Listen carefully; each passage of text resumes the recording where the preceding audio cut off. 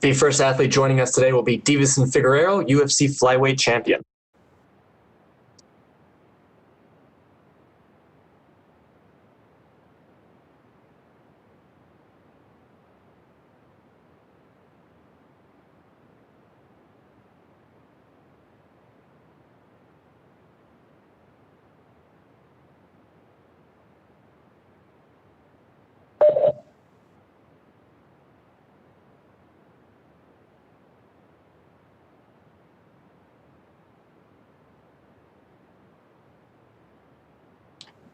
We now welcome UFC flyweight champion Deiveson Figueiredo.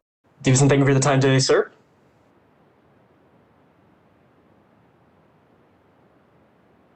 It's all yours. There we go. We will take the first set of questions from Gabriel Gonzalez with Cageside Press. Hello, Deiveson. Can you hear me? Hey, brother. Perfeito. Perfect. Thank you.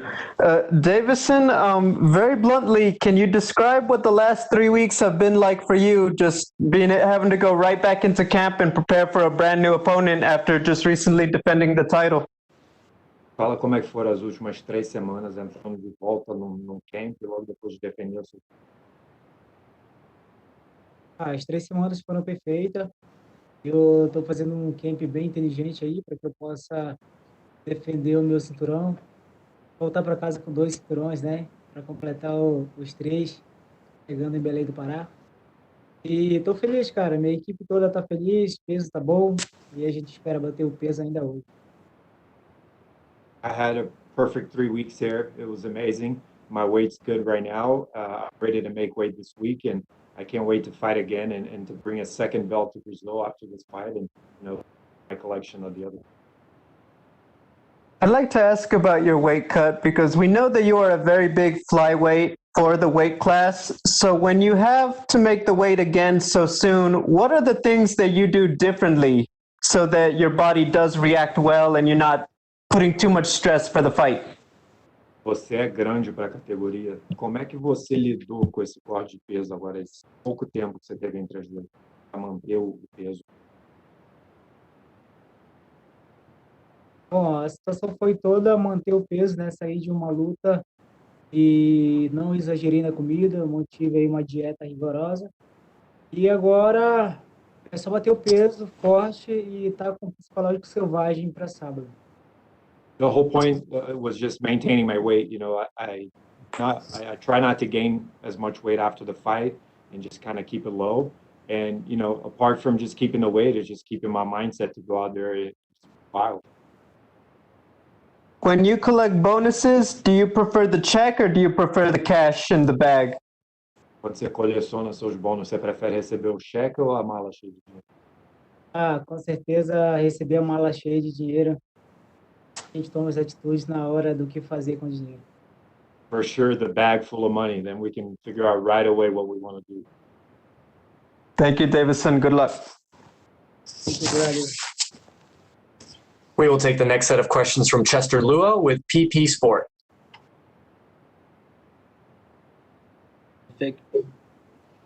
Hello, Figueiredo. Can you hear me? Yes. I'm Chester from PP Sport China. My first question is, and just 1 month right after your last fight, and I wonder how you arrange your rest and training time within just 1 month. Como é que você ajustou seu treino e seu descanso? Bom, a gente saiu de uma luta e dentro de 20 dias não tenho o que fazer pesado, né, para agredir o corpo. Então, manteve só treinos técnicos, 2 treinos ao dia e eu foco na dieta, que foi o que eu fiz.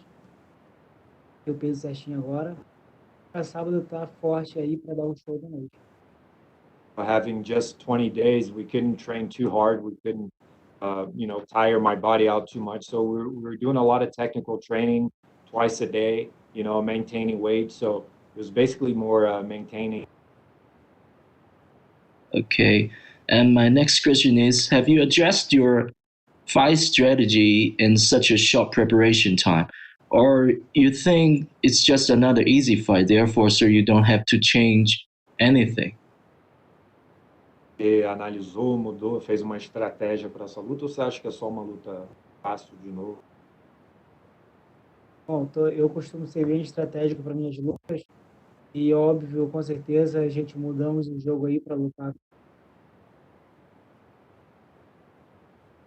o Moreno e temos ótima estratégia. Agora é para ali no primeiro round. I'm a very strategic fighter, so we definitely went back and built a strategy, a game plan. So what I have right now is go in there and Okay. My last question is: many people think that you will be dominant in the flyweight division for a very long time. So, do you think you'll surpass Demetrius Johnson in achievement at the flyweight division? Were you considering moving up to the next division later, like Henry Cejudo? ele falou que muita gente acha que você vai dominar essa categoria por muito. Você acha que você vai quebrar os recordes do John? Ou você acha que você vai subir logo, pegar outro cinco? Bom, cara, eu tô aqui para fazer história. Depender de mim, eu vou dominar por muito tempo a minha categoria, e eu não descarto a possibilidade de subir, fazer uma super luta e eu espero que isso chegue logo. Eu dominar os dois cinturões aí e fazer grandes histórias também. I want to really dominate my division. I want to history, but obviously I'm totally open to having a super fight at 135, and I hope that this all happens soon. Dominate my division, challenge that belt. Okay, thank you, and good luck to your Saturday. We will take the next set of questions from Damon Martin with MMA Fighting. Hey, Deiveson, your manager Waleed said this week that you are, lighter and feeling better with the weight cut. Can I ask you what you're weighing right now? Ali disse assim, você tá mais leve e se sente só com a corda de peso. Como tá teu peso hoje? Hoje eu tô com 60, tô bem forte e eu quero bater o peso quanto antes aí, se possível hoje, quarta-feira, para mostrar aí para o UFC que sou grande na categoria, mas também bato o peso com facilidade e chego bem forte no dia da luta. I'm at 60 kilos today, and maybe I could even make weight today or tomorrow, and I just want to show that I'm able to make weight, I'm able to stay on weight, and just be able to keep a low weight throughout this week. Right after your win over Alex Perez, they mentioned the Brandon Moreno fight, and it seemed like you had an issue with him. Maybe some of the things he said, leading into this fight. What is your opinion on Brandon Moreno? Do you dislike him personally? Do you have an issue with him in that way? Depois da luta do Alex, parecia que você já tinha problema com o Brandon Moreno, né? Explica como é que é essa situação. Bom, o Brandon Moreno foi um cara que pediu luta contra mim, né? Até mesmo antes do Benavides. Então, isso me deixou incomodado. Agora chegou a hora de entrarmos no octógono para resolver. Se ele acha que ganha, se ele acha que vai tirar tudo de mim, isso a gente vai ver dentro do octógono. Porque ele pode ter certeza que o que está na minha cabeça é uma causa. Brandon's a guy that asked to fight with me for the Benavides fight, so that's something that irritated and bothered me a little bit. So, if he's asking to fight me, then go in the octagon and see, because all I can think of is And obviously, as champion, Deiveson, you're going to fight whoever the UFC puts in front of you. But how much do you pay attention to other fighters, saying your name, guys like Henry Cejudo and Cody Garbrandt, who seem to talk about you an awful lot? How much do you pay attention to that? Como campeão, como lutador, você vai lutar quem está na sua frente, mas como é que é ter tantos caras falando o seu nome? Cody Garbrandt falando o seu nome direto, como é que é isso? Bom, esses caras só me engrandecem. Eu quero que eles falem muito mais de mim. Isso vai me deixar muito mais forte, com certeza, e aumentar meus seguidores em rede social. Those guys are really only just making me bigger. I want to talk more about me. It's going to make me stronger and give me more followers on social. As a champion, is there any part of you that sees that Henry Cejudo fight as one you would like to go through just because, he was the champion and he never actually, he never fought to lose that belt. Is there a part of you that would like to fight him just to solidify your reign as champion? O Cejudo, como campeão, fazer, o cara. Acho que é uma coisa que concretiza o seu lugar na categoria. O Cejudo é um palhaço mascarado e eu quero que ele entre em minha frente, que eu vou tirar essa máscara dele com golpes bem pesados. Ele pode ter certeza disso. Cejudo's a masked clown, and I can't wait for him to step in front of me so I can knock that mask off his face, and I'll use heavy blows to do that. And last question, what you're about to do, Deiveson, as champion has never been done before, defending your title a second time in such a short period of time. A lot of people have already said if you win on Saturday, you will be the fighter of the year, for 2020. Not looking ahead, but what does that mean to you to have already accomplished so much in such a short period of time as champion? Você vai fazer essa semana, ninguém nunca fez, Gil. Rápido para isso. Com essa vitória, todo mundo vai estar falando em você como lutador do ano. Como é que é você ter feito tanta coisa? Todas as vezes que penso nisso, eu fico muito feliz comigo mesmo. E eu realmente quero sair com essa vitória sábado, voltar para casa com 2 cinturões e comemorar com a minha família grandes vitórias que essa vitória pode me dar esse sábado. Me sinto muito feliz, muito orgulhoso de mim mesmo. Whenever I think about that, I'm really happy and really proud of myself, and I Saturday to win again and to take 2 belts back to Brazil and relax with my. But thinking about it makes me feel very proud of myself. Thank you, Deiveson.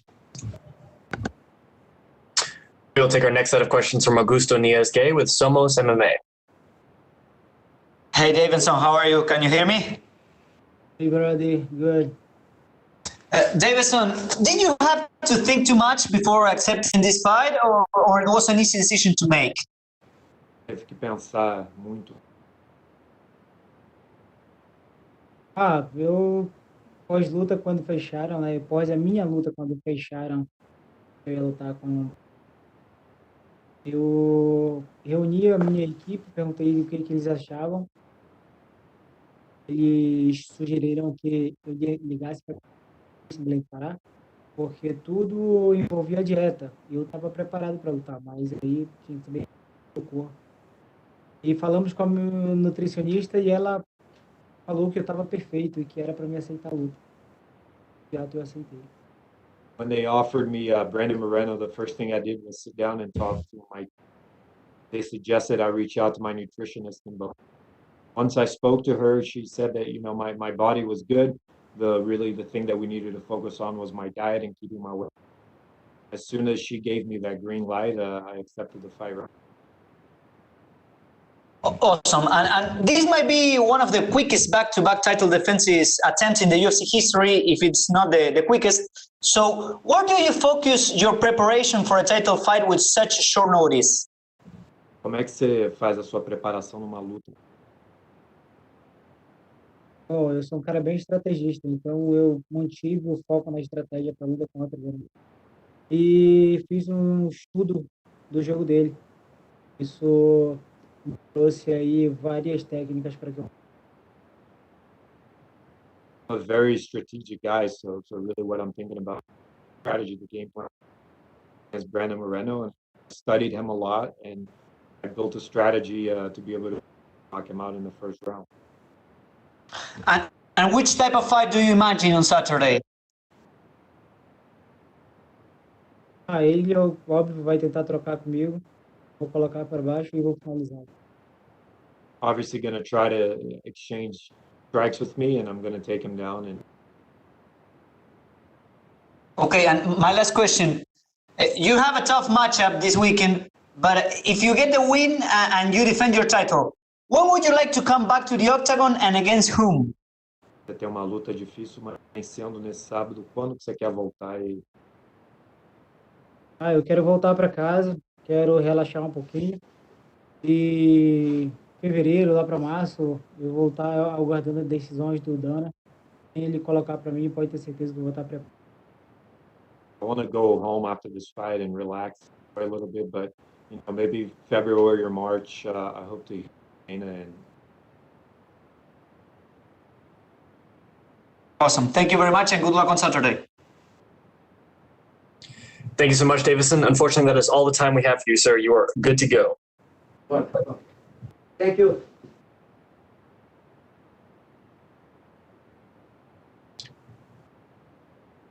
Next up, we will be joined by UFC middleweight Jacare Souza.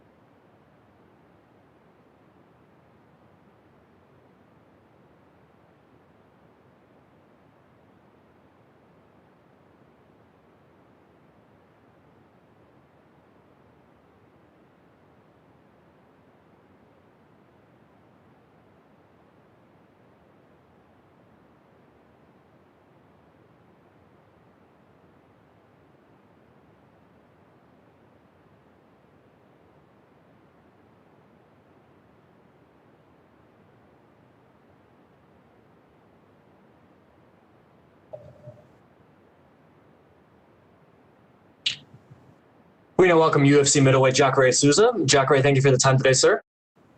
Hey, how's it going? Good. We will take the first set of questions from Gabriel Gonzalez with Cageside Press. Hey, Gabriel. Hey, Jacare, it's good to see you again. Okay, great. Awesome. I'm a little bit nervous. You're doing great so far. Jacare, it's been a crazy few months. Can you just describe what it's been like for you with everything? Yeah, it's crazy. The road's crazy right now.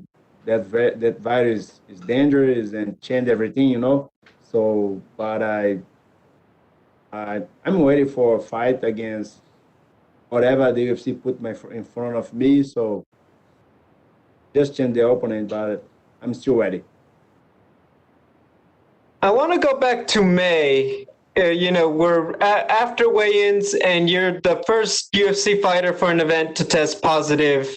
Obviously, it's happened to a lot of guys and girls since then, but you were the first, and we didn't know what was going to happen. What would they do? Can you just go back to that moment and talk about, what was it like to be the first one? And because I don't like to back with that moment, but I felt bad. I was the first guy to got that crazy virus, so yeah, it was a bad moment for me. But right now, I'm very confident. I did a very hard training camp, and I prefer talk about my new moment. I understand. Can I ask, they switch opponents, you're going to fight Marvin Vettori, then you get Kevin Holland. I was curious, did they ever talk to you about fighting last week and you just fight Vettori 1 week early? That they told Vettori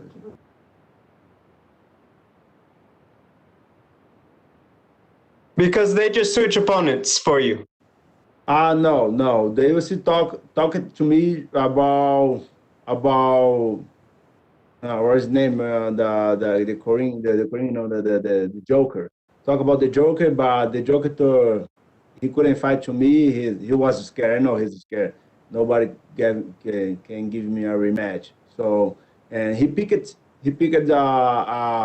Italian Dream, and UFC put me to fight against Holland. Yeah, Holland's a great fighter. He came with the good victories, and I'm ready to fight against this guy. I want to ask, this isn't too much notice. What was it like to switch opponents? Because obviously Vettori and Kevin Holland are two very different guys stylistically. I know they are different guys, but so Vettori is a lefty hand. Holland does a right hand. Vettori is shortly. Holland, tall guy, but I did a very hard training camp for this fight. I brought big guys to help me, so I I train hard. You know, I'm ready for to fight against the Holland. Against Holland. Yeah, that's it. Let's go. Hey, that's all for me. Thank you, Jacare. Good luck. You're welcome, man. Thank you. We will take the next set of questions from Keith Schillen with Sherdog. Great, can you hear me? Yes, sir. Hey, Jacare, you just mentioned that you haven't got a rematch. One of the guys that you end up losing to that many people believed you beat was Yoel Romero. Yoel Romero just got released from the UFC. One of the things Dana White mentioned was his age and that he has some recent losses. You're in a very similar situation. Do you feel like this fight that you might be fighting for your job? No, for me it's normal. So I'm different situation right now. So I have a fight coming up. So Romero turned down for many fights and many events. Turned down because he couldn't fight. So I'm in different situation, but I'm ready for whatever the UFC put in my front. So I'm into working. I did a very hard and good training camp, and I'm ready and a show for UFC for everyone who I am. I am the champ. Yeah, you just mentioned people knowing who you are. One thing we talk about, you've accomplished so many things, both in MMA and the world of Brazilian Jiu-Jitsu. My one question is, you've never reached the UFC title. When you retire, if you don't have that UFC title under your record, is that something that I think will haunt you? So all my career is great. You know, I did a very hard training fights in the UFC. So I have to win the fights. I don't know why I don't fight for that title, but I don't care. I have to put my focus in my future. And my future is Holland right now. So I'm the history of the Jiu-Jitsu. I was Strikeforce middleweight champ. I'm top ranking of the UFC fighters. So I'm happy. And Jacare, my last question for you is: you're facing Kevin Holland. One thing that he's known for is trash talking in the cage. Are you doing anything to prepare yourself for him yakking at you while you're fighting? Sorry. Can you repeat, please? I said one thing Kevin Holland is known for is trash talking his opponents while they're fighting. Is he doing anything to prepare himself for the trash talk? I have no problem with the trash talk. When the octagon is closing, he can talk trash. But if he put him down and if he still talk trash, I wanna break his arm. It's normal, and probably he's gonna say, "Ha ha ha." Good luck to you, Jacare. Okay. We will take our next set of questions from Scott Shapiro with the South Florida Insider. Oh, excuse me, sorry. We will take the next set of questions from Diego Ribas with AG Fight.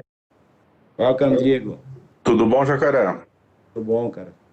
Maravilha. Primeiro, como é que foi de aniversário aí tão próximo da luta? Como é que você passou esse aniversário? Essas loucuras comigo, né? Meu filho nasce no dia que eu vou lutar, meu aniversário uma semana antes da minha luta. Para mim é como se fosse um dia normal, tranquilo, não como doce mesmo, então tá bom.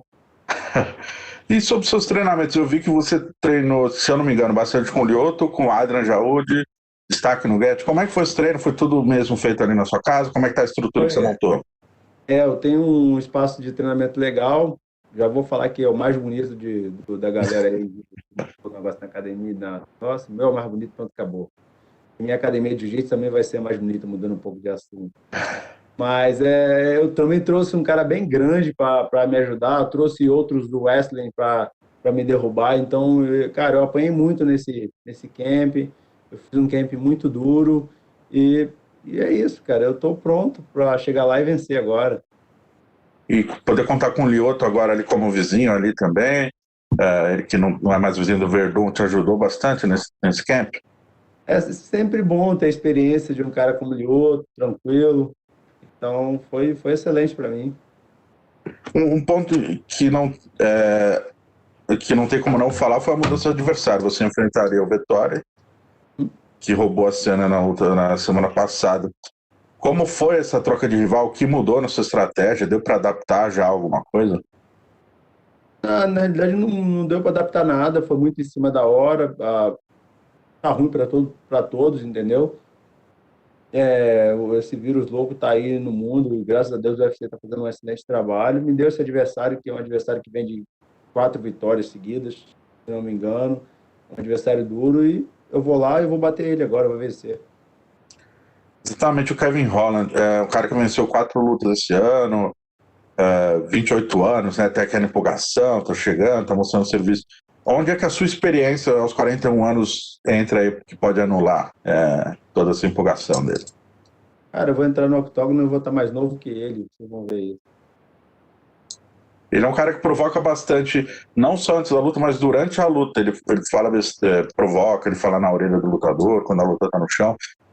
Você tá pronto para isso? Você já sabia disso? Acha que isso pode incomodar? Minha vida toda eu já peguei muitos lutadores assim, entendeu? Se ele falar muito, eu vou quebrar o braço dele, entendeu? Normal. Provavelmente ele vai até gritar se ele começar a falar um monte de besteira, mas tudo bem, sem problema, não tenho nada contra falar. Se ele quiser falar, a boca é dele, pode falar. Eu vou estar lá dentro do octógono para lutar. Maravilha. A última para mim, então, Jacare. Um ano sem lutar, né? Sua última luta foi contra o Blachowicz, que se tornou campeão dos meio pesados. O fato do sucesso que ele teve, sua luta com ele foi tão parelha, e ele já ser o campeão da divisão de cima, isso talvez te motive ou te relembre a ideia de talvez subir de categoria no futuro? Não, eu lutei nessa categoria, foi um convite que fizeram a mim. Eu achei que era uma boa oportunidade, um adversário duro, bem ranqueado, mas eu sou médio e isso também me dá confiança. O cara tá nocauteando todo mundo e eu venci. Infelizmente, o juiz não me deram a vitória. Maravilha, obrigadão, Jacare, era isso. Valeu. Thank you, guys. That's it. Great. Thank you so much, Jacare. That is all the time we had for you, sir. Yeah? Awesome.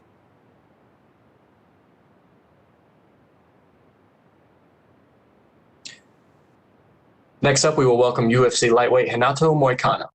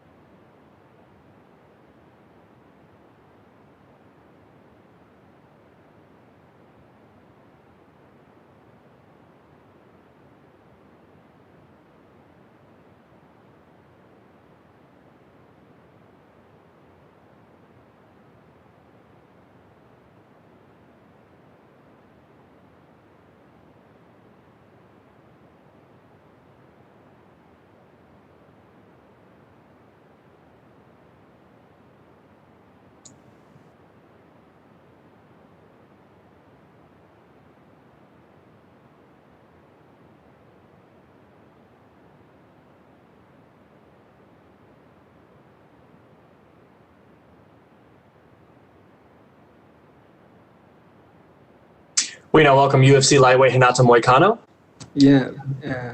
Thank you so much. Thank you. We will take the first set of questions from Gabriel Gonzalez with Cageside Press. Okay. Hello, Renato. It's good to see you back. Good to see you. I know you can only hear me, huh? Yeah, true. That's okay. Renato, so we know that the reason this fight got rescheduled was because you tested positive for COVID. How are you feeling, and just what was your experience? I'm feeling very good right now. I had I didn't have symptoms, so I didn't feel much, you know. I had to take a break of training in gym, but I was still training at my home, so I was doing a lot of cardio work and exercising, all that stuff, but I'm feeling pretty good. When you go back to work with your coaches and it's the same opponent, how do you use the extra time? Do you feel like you picked up where you left off in training, or did you feel like your coaches maybe found something new that you didn't before the first fight? No, I was preparing the same way I was doing before the COVID, you know. because I have my game plan, my strategy, so I didn't change at all. I just had to postpone the fight 2 weeks, I think. And then finally, what are your thoughts on Rafael as an opponent and how you match up with him? I think he's a great opponent. He's a very good fighter, but I think this is gonna be a great fight, and is what all I have to say. What do you most want to show for yourself in the fight? Excuse me? What do you most want to show? What do you most want fans to see from you when they tune in to watch you fight on Saturday? Yeah, I want them to see the way I always have done, which is to put all my heart in the fight, to fight like the way I always fight, doing really good stuff, and I think people are gonna enjoy that fight. Okay, thank you, Renato. Thank you. We will take the next set of questions from Cote Cruz with For to Win MMA. Okay. Hey, Renato, how you doing? Good to talk to you. I'm fine. Good to talk to you, my friend. Thank you. Well, this is a new division, but I'm pretty sure the same objective is to have gold around your waist. How do you feel in this new weight class? Are you planning to stick around here, or do you have any pending issues at featherweight? Depends on UFC, because of course I'm feeling better, because I have to cut less weight and I'm feeling stronger. I think this is my right division.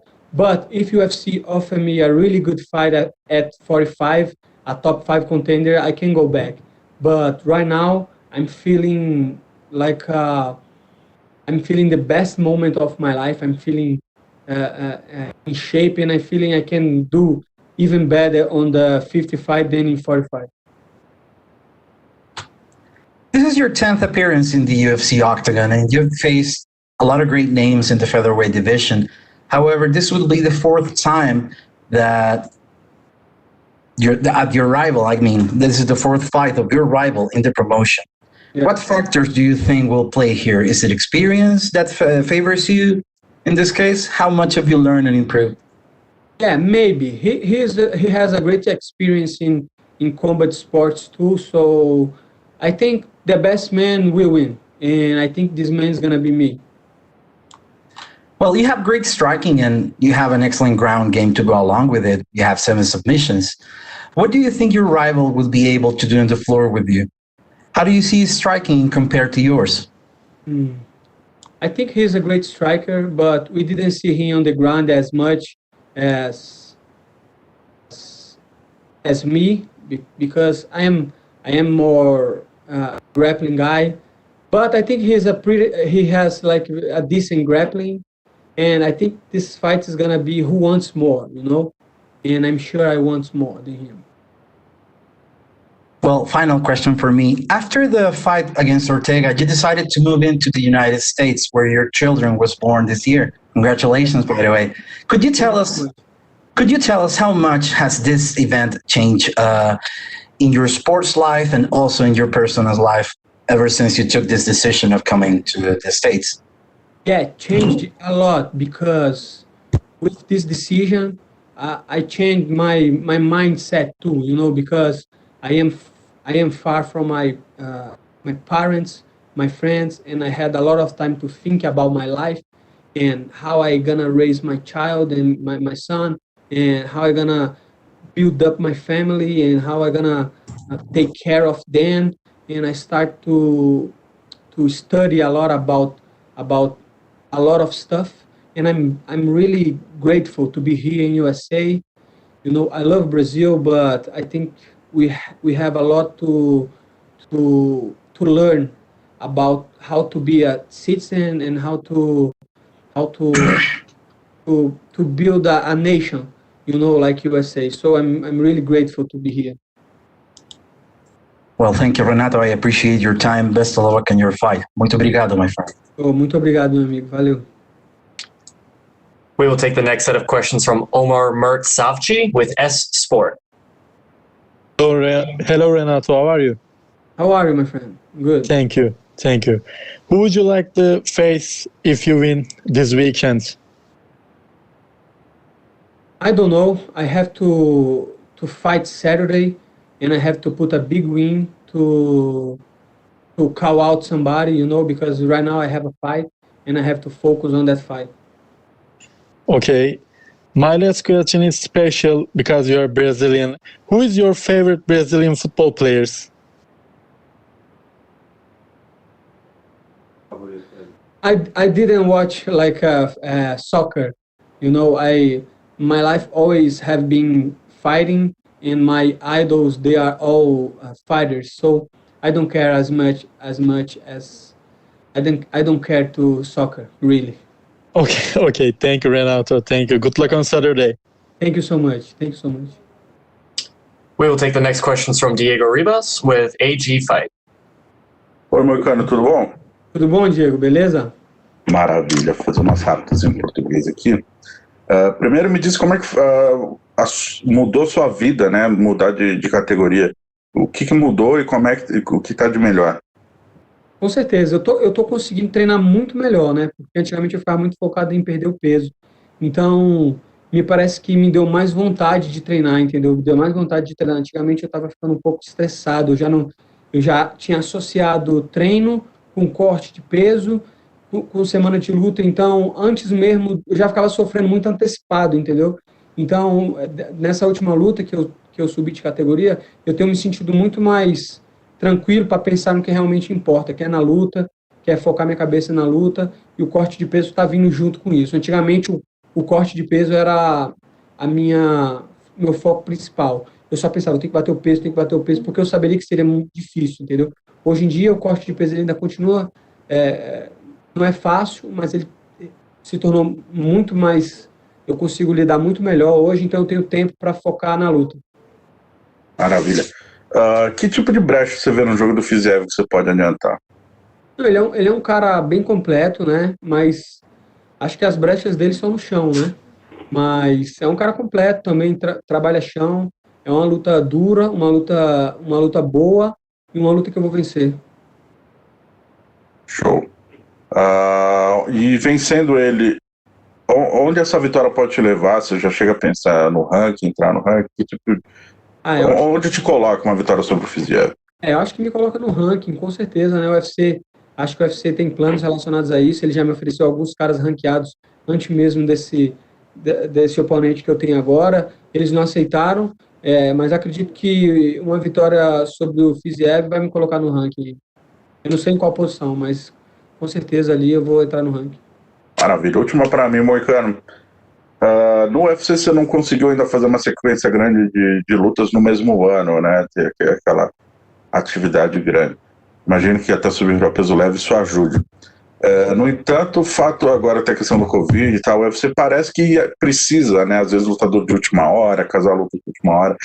Você está disposto a ser um desses, tipo Kevin Holland, vai fazer a 5ª luta do ano? Você está disposto a fazer isso? Com certeza. Acho que se for uma luta interessante, a gente pode pegar ela aí com muito menos tempo de trabalho, porque a gente sabe que é uma oportunidade, sempre uma oportunidade. Então, se aparecer uma luta aí, um cara ranqueado, um cara top, uma luta que faça sentido, com certeza eu vou estar entrando aí para tentar aumentar minha sequência de lutas aí no ano. E aí, lutando com peso leve ajuda a fazer mais lutas em menos tempo. Ajuda, com certeza. Antigamente, no peso pena, eu não conseguiria pegar uma luta em cima da hora, assim. Uma luta com 2 semanas, impossível eu bater o peso, entendeu? Uma luta com 3 semanas já seria difícil, já seria só pensar no corte de peso, entendeu? Então, acho que acho que é mais saudável, eu acho que você rende mais e é mais proveitoso, entendeu? A sua carreira. E acaba que a sua carreira vai durar mais. Maravilha, era isso. Obrigadão e boa luta, meu cara. Obrigadão, Diego. Abraço. That's it, guys. Thank you very much. We will take the last set of questions from Keith Schillen with Sherdog. Hey, Renato, how are you? I'm fine, and you? I'm excellent. Thanks for asking. One question I got to ask you is, we learned that fighters improve a lot of times when they learn from losses. You had recent losses to Jose Aldo and the Korean Zombie. Tell me, what did you learn from those losses that made you a better fighter right now? I think that loss, that 2 losses show me doesn't matter how good you are, if you are not doing right, because back in the day I used to training too much, I used to to have a really hard weight cut and other things, you know. So after the fight, I had to focus on what I have to do different, you know, because the loss for Jose Aldo, I thought the judge stopped the fight too soon, and I didn't accept the defeat. So I jumped in the Korean Zamba fight with like 2 or 3 months after the Jose Aldo fight. So I just wanted to forget about this loss. But you have to embrace your loss. You have to learn about your loss. And after that, I made adjustments in my training camp and in my personal life. So right now, I am a better fighter than I thought I could be. You know, I am a really good fighter, and I'm gonna show this on Saturday. My final question for you: you mentioned earlier that you left your home in Brazil. You're now in the United States.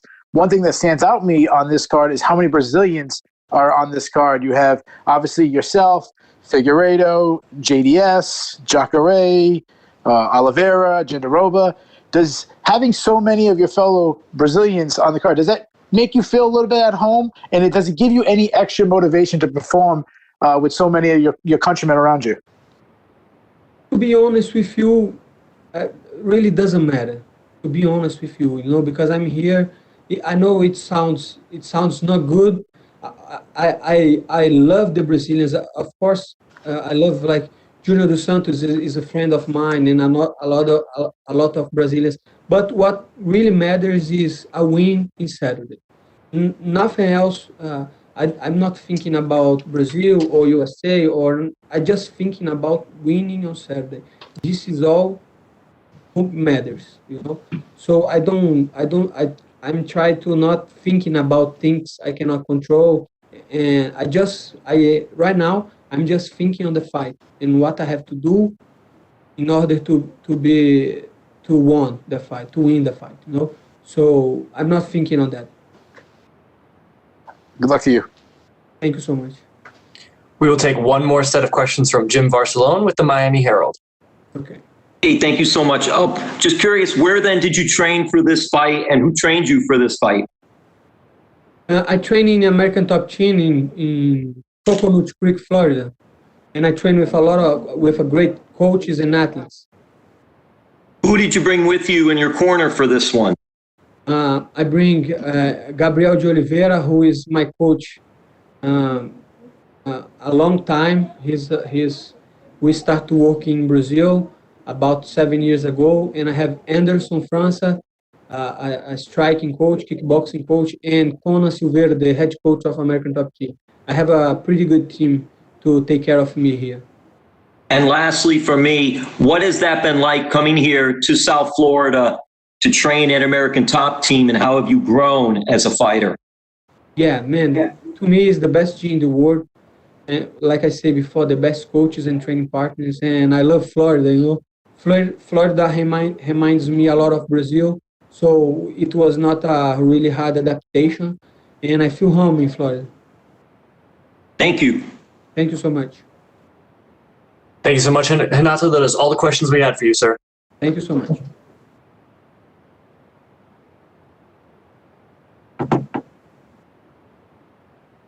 Next up, we will be joined by the number 14th ranked UFC heavyweight Ciryl Gane.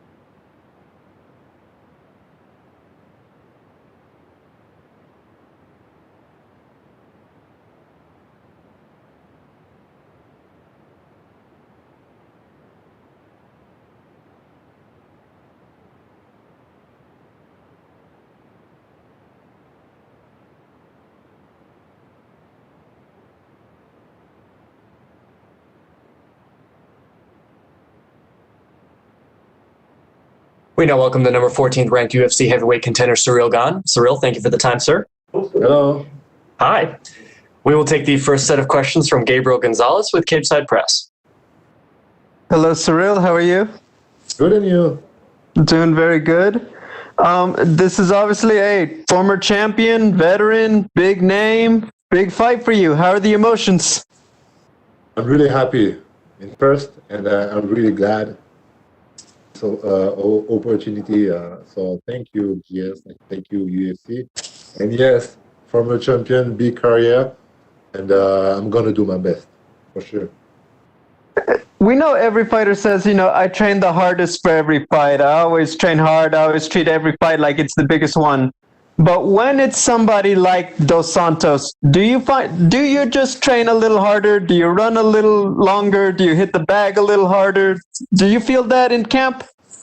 No, not really, because every time, my camp is really hard.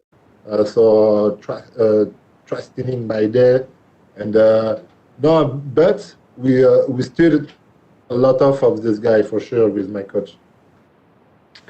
You've been in the UFC just a little bit over a year. Can you just describe what the whole ride has been like for you so far to be in the world's biggest promotion? Je sais pas si on avait compris la question, sorry. Can you repeat the question, please? Just, you've been in the UFC for a year now. Can you describe what it's been like for you? This is a big thing for me. This is UFC changed my life for real. With that, I hope to go far, but my mission is like a father, take care of my family and take care of the future of my family. With the UFC, you can do that. I know it may be a little while, but I do know this year they finally had MMA events in France with big promotions. I want to know, is that one of your goals when they open it back up? Do you want to be the first one there when they bring it to your country? Yeah, for sure. That's really crazy. The MMA started in France, and it's going to be bigger and bigger. And for me, this is a big opportunity for the French fighter, for the media coverage, for everything around that. And of course, this is a big opportunity for me too. And this is a real pleasure to fight in front of my family, of course, my friend and my family. My final question, how do you feel you match up with Dos Santos stylistically? Je suis pas sûr d'avoir compris. Yes, I hope it's going to be well, but this is a good question every time. I don't have a good answer because I don't know what's happening. But for real, trust me, I'm going to do my best. For sure. Thank you and good luck. Thank you very much. We will take the next set of questions from Damon Martin with MMA Fighting. Hey, Ciryl. This year has been kind of crazy for you. Originally scheduled to fight in April, and then the pandemic hits, and then the delays, the change of opponents. Can you kind of give me a sense of what this year has been like for you? Just waiting to finally fight. Yeah, a crazy years. But every time, keep them a healthy mindset. You understand, and stay focused and keep training. This really hard, but every time I say that, I have a food in my plate, I have a roof in my home, and every time in the bad news you have a good news, and you see that this is a big opportunity for me, and if I win this fight, it's gonna be a good year for me. Obviously, I'm sure you had a lot of respect for the opponents you were originally going to face this year, but is there any part of you that is happy that at the end of the day, you're fighting a former champion, a heavyweight legend in Junior Dos Santos? Like, is there any part of you that feels like it kind of played out well, that this is what you ended up with at the end of the year? Yes, I'm really happy. I have a big respect. This is a legend. You have a big career, and me, I have a few years, so just to have a respect for this guy. And but I'm going to do my job. I'm confident. A really great show. What do you expect out of Junior? Junior is a former champion, again, incredible heavyweight, but he's been on a tough run lately. He's had some tough losses lately. What do you expect out of Junior? Do you expect him to look like the Junior that was the champion? Do you wonder, what he has left, considering he has dealt with some tough losses lately? Yes, every time the people say yes, lose is it's the last fight, but against the top 5. So he's still here. He's still here, and he keep training, and he look good. He have a good shape. So I think he train hard, and he's gonna do his best. And yes, you can expect a big fight. You have good striking, a good ground game, good takedown. So big matchup for me. My last question, everybody progresses in this sport at their own pace. No one does it exactly the same way. But if you beat Junior Dos Santos, do you feel like you're on your way to those top 5 contenders? Do you feel like Junior is kind of the gateway to your top 5 fights?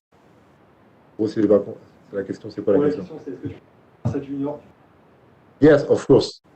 This is a big test for me. And if I win this fight, I'm going to prove. That's sure.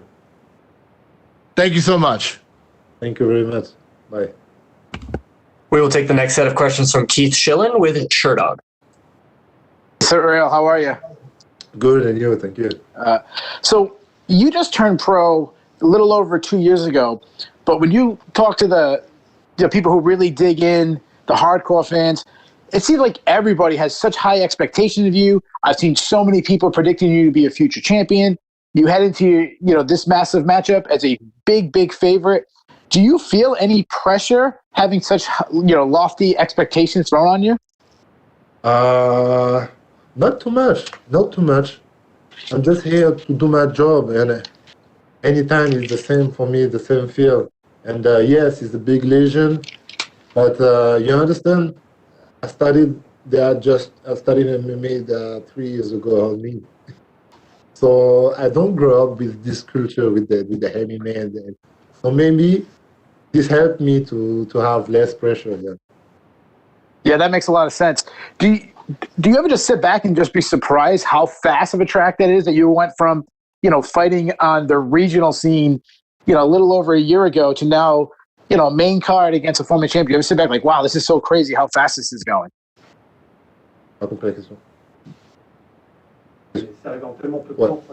Yes, of course. So I signed in August. I did 3 fights, but yes, unfortunately this year I did nothing. But today I have a real match, a real date. So yes, I'm really happy. I'm really happy to this way. And Ciryl, my last question to you. You mentioned earlier about headlining a card in France. One thing I love about MMA is how much of a global sport it is, especially recently. We've seen rises in areas of the world that weren't really known for MMA. I think about the African countries. I think about Australia, New Zealand. How long do you think that France will be one of the powerhouses, and particularly you leading the way? Right. Yeah. Of course. I think in France we have a big potential for the pay-per-view, for the big potential with the fighter, with the French fighter, and I think yes, already we have a lot of fighter, but it's complicated to go to the big organization when his country is not legalized. You understand? Of course. But yes, I think the French place gonna grow up for sure in MMA. Good luck to you, sir. Thank you. We will take our next set of questions from Cote Cruz with 4 to Win MMA. Hi, Ciryl, do you hear me? Hello. Ciryl, do you hear me? Yes. Ça va? Are you doing okay? That's all the French I got, buddy. I'm just trying to look cool, make you laugh a bit, make you feel at home. That's great. That's all I got, and some cheese maybe for you later. It's all good with you? Are you doing okay? Yes, everything is nice. We are Fantastic, man. Fantastic. today and great. Well, let's talk about the fights. Oh, I lost my notes. Where are my notes? I don't find my notes, guys. Oh my God, my notes just disappeared, my man. Here they are. I'm so sorry. Your first fight is this year after 4 cancellations. Only in 2019, you fought 3 times with the UFC. How do you feel about this year in pandemic, and how would you say you have improved with the hard training along your coaches and a training partner the size of Francis Ngannou? Yes, of course. We improved a lot this year because we did okay, all right. Zero fight, but we trained a lot, and I don't train really with Francis. No, Francis live in Vegas, so not in Paris. But we have in the MMA factory, I think maybe one of best gym in Europe.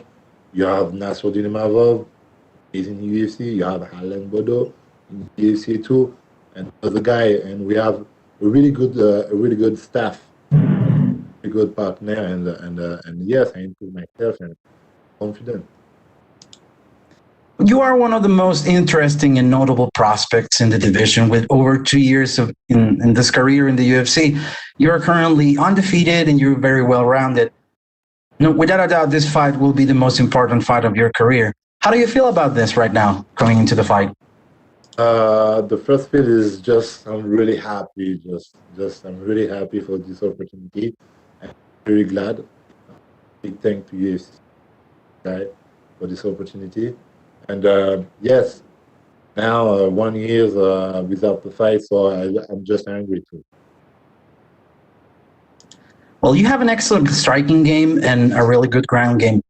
You haven't conceded any submission attempts. What would you expect about the fight against Junior Dos Santos? Where do you think you have the edge? Okay. This is a good question because I'm gonna see when I'm gonna be in front of this guy, but I think I have a good footwork, and yes, I feel confident of striking and on my ground game. So I don't know exactly. We will see. We will see. For sure, I'm gonna make a big pressure and big volume. That's sure. Well, we're getting to the end of the year. A lot of families are not able to stay together. A lot of them are. We're getting into a place of the year where we miss them, and we want to give our best well wishes for the next year to all of our friends and family. What would you say to the UFC fans to end up this year? Your closing final message for the year. Big thanks. Big thanks to trust on me, because I did nothing this year, but the people are behind me, and so big thanks, and just gonna do my job this Saturday. Best of luck on your fight, man. Congratulations on everything you've accomplished.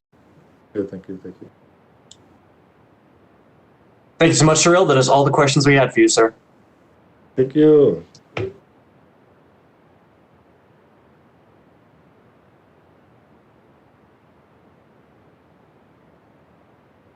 Next up, we will be joined by the number 15th ranked UFC middleweight contender, Kevin Holland.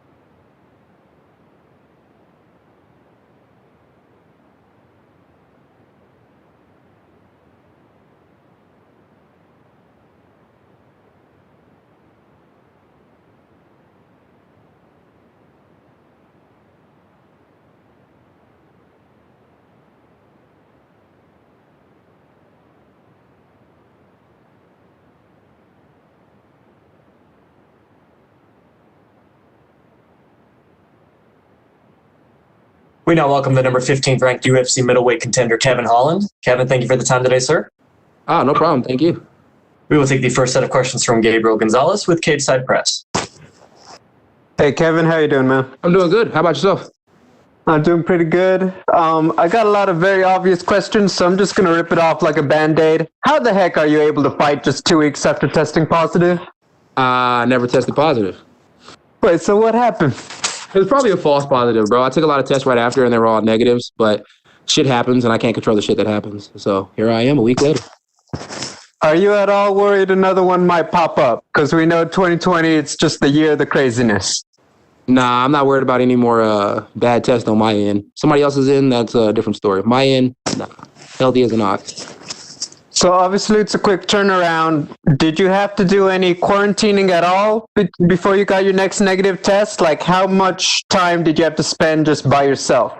Yeah, I spent most of that whole next week before I got on the plane to come out here by myself. As soon as I got the negative test, it was the day, as soon as I got the test that said I was positive, it was the day after Thanksgiving, and then I had my coach that same day go buy a bunch of gear for the garage. He dropped it off in my driveway. I put the garage together, did what I could in the garage for most of the week, and then I did like 2, maybe 3 sessions at the gym before I hopped on the plane. So I did Saturday, Sunday. I did Friday, Saturday, and then Sunday, and we didn't work out Monday. I did a workout at home, and that was it. So yeah, it wasn't that bad. I got negative tests like 3 days after I got the positive, so I was good. Got it. I asked because obviously you get a switching opponent to Jacare. I mean, this is another tough guy. Just how much time did you have to work with your coaches and strategize and all that good stuff for this fight?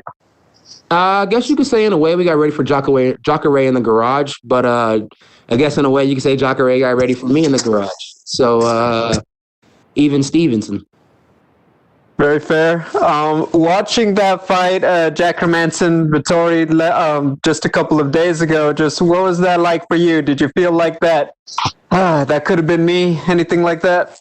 No way possible that could have been me. The way those guys fought was beautiful, man. It was very nice for that specific fight for those two. I wouldn't have got hit that many times in my face. I'm just not that kind of guy. But yeah, props. Good fight. Props to them. Marvin Vittori got out there and got the job done. Looks like the boss baby. Now I'll go out there and get his job done, and we'll call it even Stevens once again. Hey, thank you, Kevin. Good luck.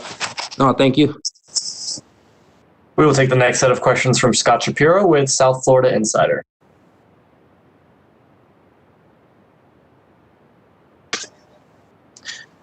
Hi, Kevin. You hear me okay? Yeah, I can hear you. What's going on with you, boss? Hey, so looking for your 5th win in 2020. I mean, few fighters that could say they've even fought that many times in a year. Are you even allowing yourself to kind of look ahead, considering 5 wins in a calendar year? Is this the most wins possibly for you in a year? It's been a really good year, but I don't know. I think I had 5 wins once before I got to the big show. And a couple of them were Muay Thai wins. So I don't know. I mean, I like busy years. I hate the idea of sitting at home warming up the bench. I'm not a bench warmer. So keep me as active as possible. And everybody keeps saying 5 fights in a year. I've had 5 fights in 7 months. This isn't a normal year. This is a pandemic year. I'm the only person that got hot during the fucking virus.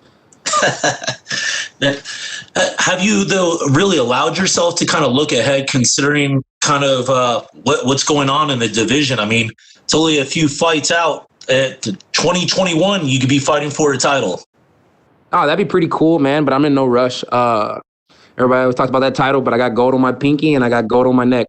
I'm good with the gold I got. I got a little bit more gold at the house. So as long as they keep me active and they keep me fighting, I'm a happy, happy man. There's plenty of guys in the division that need to get smacked before I can become a champion. And everybody wants to be the champ, but half of these guys really aren't that good. They all think that they're the best fighter in the world, but truth be told, we all got holes somewhere. So let's just continue to fix our holes, and then we'll see what happens. But if that happens in 2021, I will snipe whoever the champ is, and yeah, I'll become the champ. And talking like that, that's why obviously you're a fan favorite to so many people out there. You always seem to put on a show, but do you kind of have to kind of sit back and be a little bit more technical and knowing what Jacare offers? I mean, the guy's a legendary ground game. Nah, I think I'm technical every fight, even when it doesn't look technical. Just because I'm very athletic, don't think it's not technical. Whatever Jacare brings to the table is perfectly fine. Jacare is a lot like my coach and the grappling aspect. And if we're talking about the striking aspect, I definitely think I have the advantage there. So overall, it should be a really fun fight, but having to slow things down or do things more technical, that might be my downfall. I think if I speed it up, I think actually if I press fast forward, I might just run through Jacare. All right. Hey, well, that's it for me. Look forward to the fight. Thanks a lot, Kevin. No, thank you, brother. I appreciate it. We will take the next set of questions from Jordan Ellis with Low Kick MMA. Hi, Gavin. Hey, what's going on? Not much, man. I just want to get your thoughts on, when you actually got that positive test, you're a very positive guy. Was there ever a moment where you were just, totally disappointed to have this huge opportunity and see it get taken away and then have to watch them on TV going to war for 5 rounds? No, you sound just like Darren Till. This shit's amazing. My bad, though. My bad. Let me get back on track. Never bothered me, not one bit. I never wished bad on another man. So seeing Marvin Vettori step up and take the fight against Jack Hermanson, I thought that was amazing. Watching them duke it out and slug it out like two warriors, I thought that was amazing. They fought each other exactly how I would never fight either one of them. So I just thought it was awesome to watch. The overall experience has been nice. It was different, you always look for something different. It was a new puzzle to solve. For a moment, we thought I had virus. Then we realized that I didn't have virus. So it was just a different obstacle. But it was definitely just another day in the office, I guess you could say. Yeah, and you weren't down for long. You bounced straight back into another huge fight. If you get past Jacare, where do you see yourself in the division? Man, I see myself still number 15. That's what they have me at now. So I think I finally earned that 15 spot, getting past Jacare. But God, talking to you makes me want to fight Till. So that's the route I'll probably try and head. No, I want to do whatever it takes to be a BMF. I want to be a bad motherfucker as well, So I don't know what that takes, but whatever that takes, let's figure it out. Well, one thing I seen you said through the week is you want to be a BMF and fight Yoel Romero. Obviously, he's gone now. So who would you be thinking of calling out after this fight? You just mentioned Darren Till. He's at the top of your mind, but that's probably my fault. So who else is on your mind? After this fight, you know what, man? It really doesn't matter. Honestly, if I was just taking a fight after this fight just to have fun, I can't call out Numbnuts anymore because he just lost, Mike Perry. But I don't really like Derek Brunson that much. So if you guys give me the opportunity, I would like to smack Derek Brunson. And if he tries to wrestle too much, I'll check his oil and then smack him. Either way, he's getting smacked. That'll be a fun fight. Well, thanks for answering my questions and good luck with the fight. Thanks, boss. Appreciate it. Thank you. We will take the next set of questions from Luis Green with MMA Crazy. Hey, Kevin, how are you doing? I'm doing good. How about yourself? Good, thank you. Obviously, change of opponent here in Jacare. Can you talk a little bit about the differences that you've discovered, preparing, getting yourself ready for someone like Jacare compared to, Hermanson? You know what? I don't train any different for the person that I'm going to fight. I just do what I'm going to do. My coaches may have a few things in mind that they want to work on, but it's usually just wrestling defense because they don't want me to get taken down. But for the most part, no, it's a little bit easier getting ready for Jacare because it's 3 rounds instead of 5. And, man, those extra 2 rounds, it sounded long. Are you disappointed that you weren't able to go 5 rounds, obviously having that main event spot taken away from you? No, it was, like I said earlier, it was never mine to begin with. So, therefore, it was never mine to cry about when it got taken away. It was an opportunity that was presented to me, and then it was an opportunity that was taken away. Another opportunity presented itself, and I'm happy with the opportunities that I get. So no matter what it is, I'm not going to be down about spilled milk, because all you can do is clean that milk up and pour another glass. Yeah, and obviously Jacare is a big name. He's had a long career with the sport. I mean, what was your reaction when they put forward his name to you? I was very happy with the Jacare. When they offered me Jacare, I got really happy. First thing I thought, I was like, damn, I'm officially an alligator hunter, so I'm gonna be the alligator catcher come December 12th. And I think that's amazing. And then I think it was even more amazing that my coach, Travis Luter, he was super excited about the Jacare fight. a fighter that was around when he was around. So, being able to take out a guy like Jacare, put that mantle on my house, that's amazing. Very, very amazing. Definitely. And what have you thought about his career, in general, and what have you thought about his past performances? Obviously, he's coming off of 2 recent losses. And what will you be expecting to see from him this weekend? 2 close losses. I'll be expecting to see a very hungry Jacare who wants to be back into good conversations. But I'll also be looking to see a Jacare who, if he can't get the job done soon, will be looking to retire. 40-something years old, Can't keep coming out here fighting these young guys like me. So eventually you have to slow down, Definitely. Time to slow down. Okay, well, we look forward to seeing it. Thank you very much. Well, thank you. Appreciate it. We will take our next set of questions from Sue McDonough with Sportskeeda. Hey, Kevin. Hope you're doing well. Thank you. Okay, so could you tell us a little bit about the procedure of how this fight came along? You obviously were scheduled to fight Jack Hermansson initially, but then, of course, you said there was this false COVID positive test now, and then you and Marvin Vittori kind of swapped places. So could you tell us a little bit of how this fight came together? Yeah, when they said I had COVID, I was like, dang, that sucks. So by the next day, I was like, what's the verdict going to be? And I asked my manager, and he said they mentioned something about Jacare. So then I hit Mick Maynard up on Instagram. I'm like, yo, what's up with the alligator? And he was like, yeah, you can take the Jacare fight if you think you'll feel good in a week. And I said, I think I will feel fantastic. It's about time I became an alligator catcher. So now here we are, getting ready to catch an alligator. Legendary alligator at that. It's going to be phenomenal. So this is your 5th fight of what has been a very unusual year so far. So initially when the UFC restarted their events in this pandemic, was it like always your goal to keep yourself this active through the entire year? Man, it's always a goal to keep myself this active no matter what the year brings. I like being active. It's fun being this active. Nobody wants to warm up the bench. I'm not a bench warmer. So to be in the game and to be out here getting it, once every other month or once a month, it has been nice. I really enjoyed it. We can do this again next year. And getting to this weekend, you're obviously facing a very experienced Jacare. Would you consider him as your toughest opponent in the UFC so far? No. Not at all. Who would that be then? I don't know. That's still to come. All right. Okay, last question for me. Going back to the Jack Hermansson fight, a win this weekend would put you in prime position to call for a higher-ranked opponent. Would you be interested in booking that Hermansson fight at some point? Yeah, if that's what they want me to do, I'm down for whatever they want me to do. I'm not the type of person that really asks for too much. Like I was saying earlier, if I got to ask for anything, I'm asking for Derek Brunson. He's ahead of me as well. Other than that, I'm not too much asking for anything. I'm just asking that they continue to keep me on the roster and to continue to let me fight. That's the only thing I ask for. All right, look forward to a fight this weekend, and good luck to you, sir. Thank you very much. Appreciate it. We will take the next set of questions from Damon Martin with MMA Fighting. Hey, Kevin, you mentioned earlier that you got in the top 15 rankings with the new rankings that came out. But you're a guy, and I know from talking to you, you're just about the next challenge. You're not, as you said, not chasing belts, not chasing anything, just, out there fighting and doing your thing. The rankings, does that matter to you? I mean, is it a cool accomplishment, or are you just kind of like, all right, I got a number next to my name? It's cool for my grandpa. It's cool for other family members that look at stuff like that. And it's cool for my coaches. It's cool for people at the gym. For me, I could care less. As long as those checks keep getting fatter, I'm a happy man, bro. I'm a very, very happy man.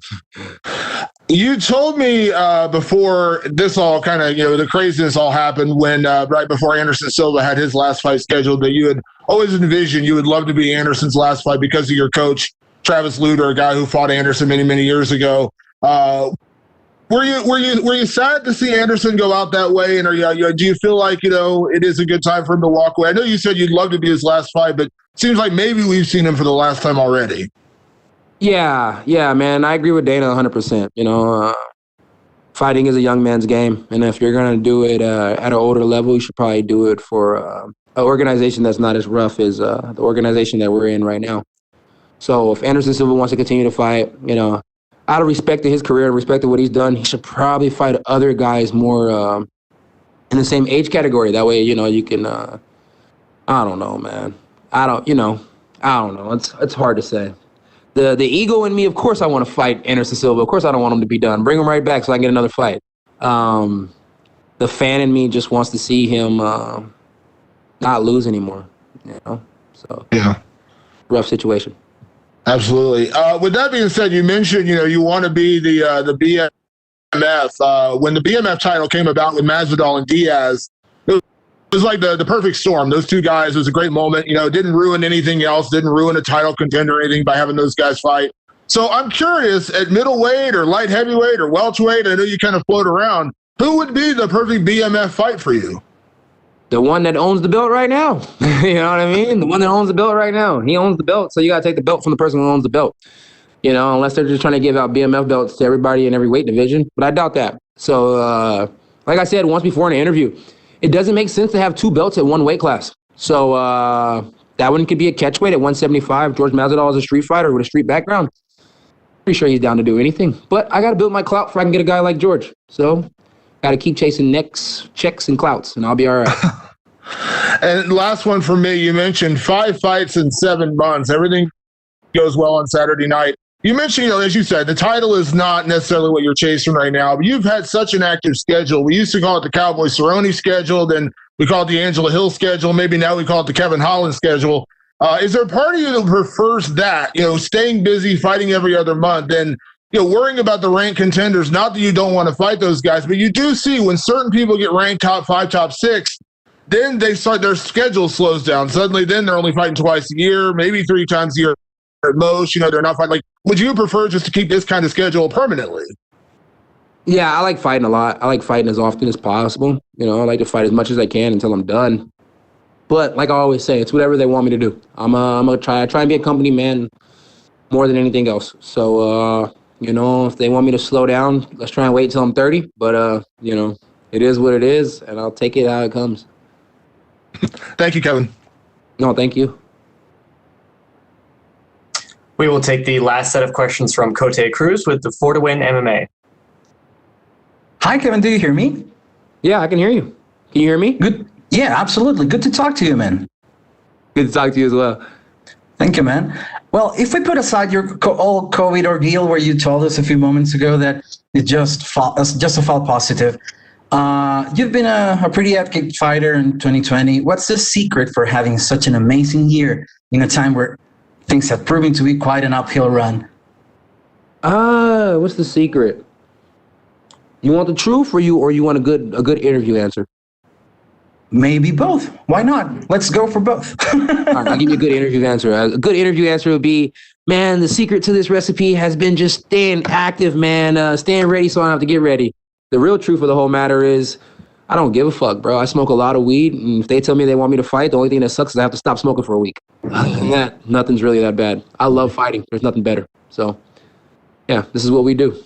And if all those other fighters that sit out there and they're always like, they love to fight and then they get offered a fight and they don't fight, they're not real fighters. They're posers. So like, I used to skateboard back in the day, and those guys used to try and dress like skaters, but they weren't really skaters.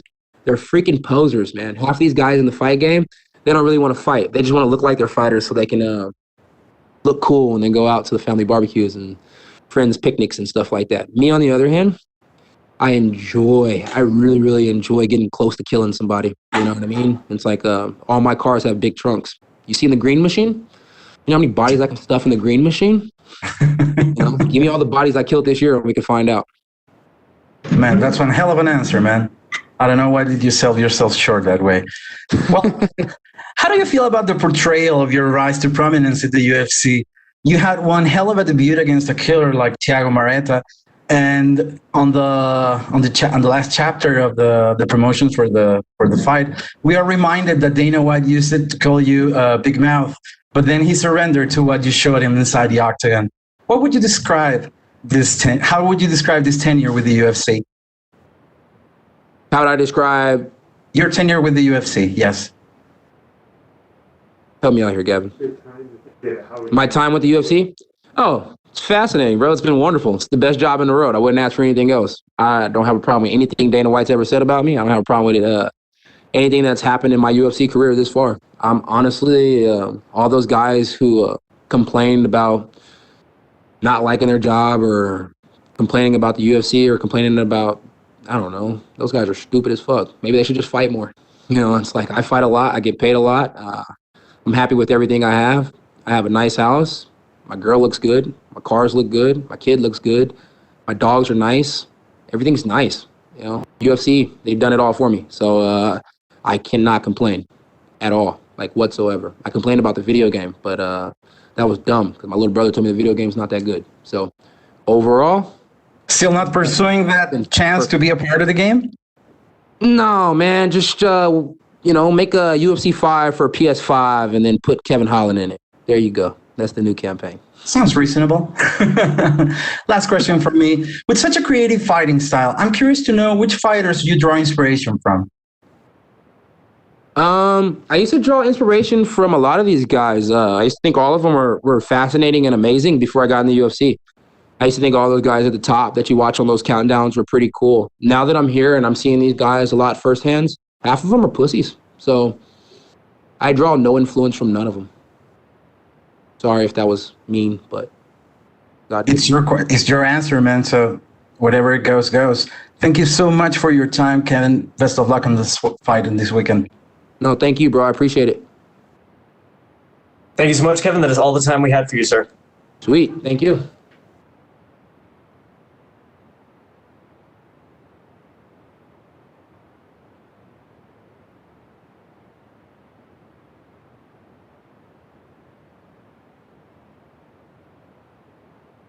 Next up, we will be joined by the number 3 ranked UFC lightweight contender, Tony Ferguson.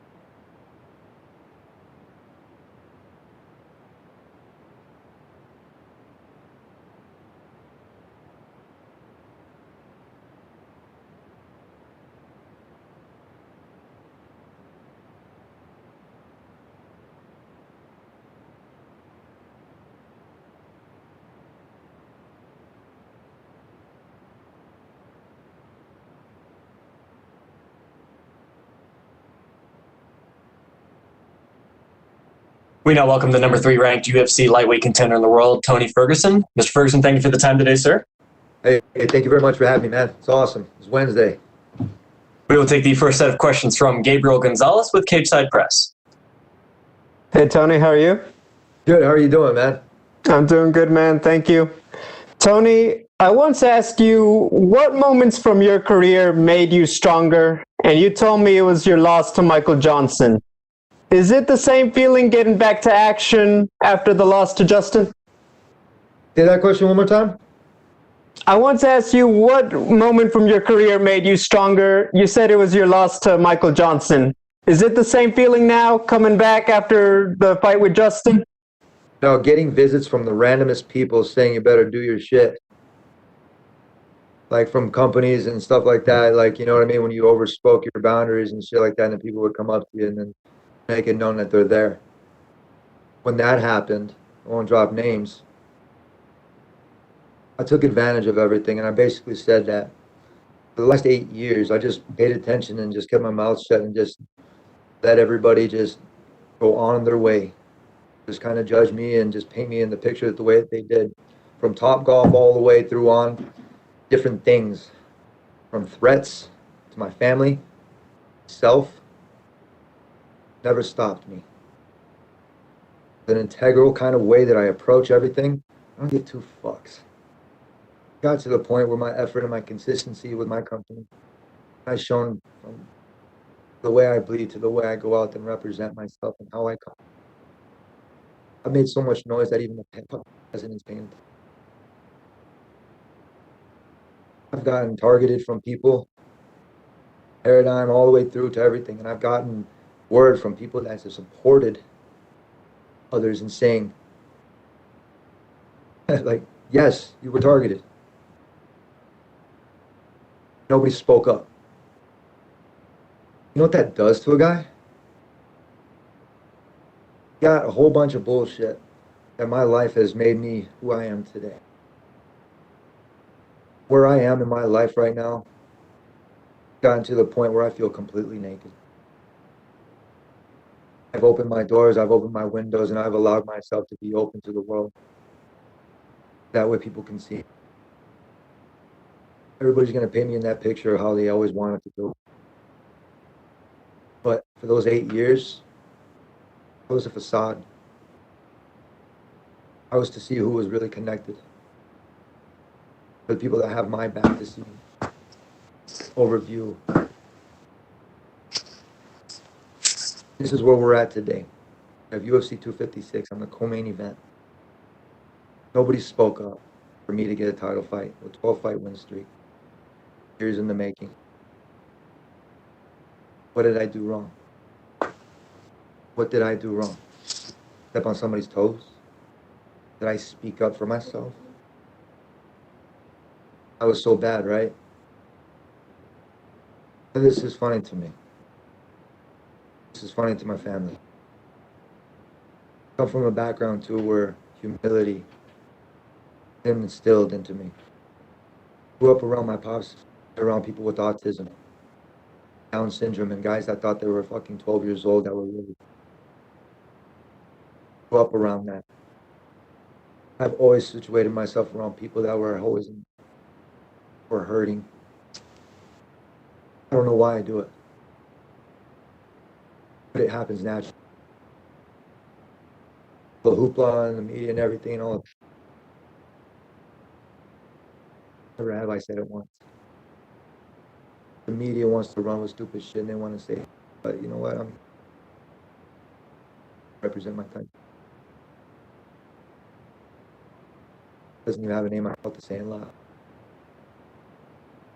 Fucking motley crew, but make it work.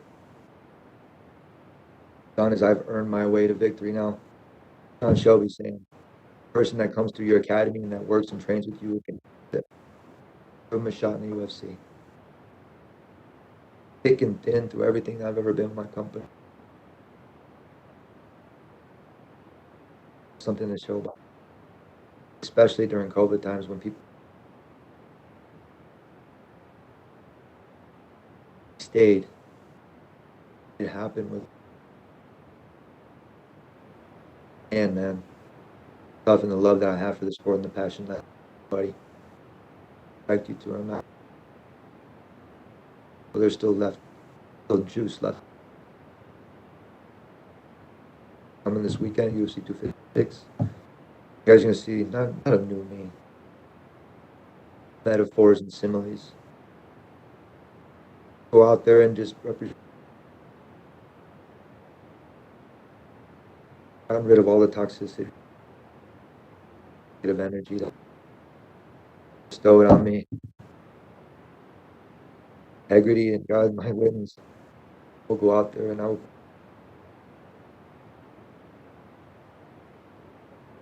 Tony, I would understand, certainly the business side of things. We've heard of guys just struggling with it and their own issues with it. I would like to say, though, when you were added to this card on short notice, a lot of people got excited about it. They got excited to see you, and you bring in the people because they're ready to see El Cucuy. So my question is, this is still a big fight. You know that business side of things, the big names in the future, all of that is going to be part of the equation. How much is this about finally fighting those guys, but then how much of it is just doing business your own way? Not about doing business, man. It's a family. Family sticks together. You'll argue with family and you do your thing, man. And sometimes you might not like them, but you love them. grew up in this company. I tried out 3 times for this. I made it at 185 pounds, and they told me it was too skinny. I just hear from my buddy. Made it all the way to the 3rd round. Second one, I had a shitty turnaround. I went to DC. I used my fight winnings, right, to try out for the 155-pound division. Used all my money, and the plane left without me. We got there too late, so I drove from DC to Charleston with no battery in my phone, when people pointed me in the fucking direction. I rented a car I barely had any money for. I get there around like 6 o'clock, 6:30 in the morning. Tryouts are at 7:30. The shittiest turnaround. The guy said, he's like, you know what? Hey, if you get tapped, just keep on rolling, blah, blah, blah. Put it in my head, planted fucking seed. Went out there and I looked like shit. Went to the bar and I fucking started drinking. Shittiest fucking moment, man. I said, all my fucking. I felt like it. I was like, why am I doing this? Go for the 3rd tryout, right? I was like, you know what? I would break my hand. No insurance. Nobody understands how fucking tough it is to make it in this industry. That 3rd time that I tried out, I said to myself, and Chuck Liddell was one of my guys, Troy Brown, one of my guys that really heart managed me, Mark Parra over at House of Champions. They basically told me, and they said, you know what, Tony? Reassured me that I could do it. I went out there and I took it like it was a job, like how I am right now, being by you guys. Did a 1-page, put all my accolades on it, and I didn't make it so it was always. And I did copies of my All-State papers, my All-American papers, and my papers, and my certificates of merit. Over like just whatever it was, I could put it in there and be like, here. And then Troy ended up making me a DVD. Put some song on it, and it was Eminem. It was I'm Not Afraid. Be Not Afraid. Went out there and I did that, and I told him, you have to take me.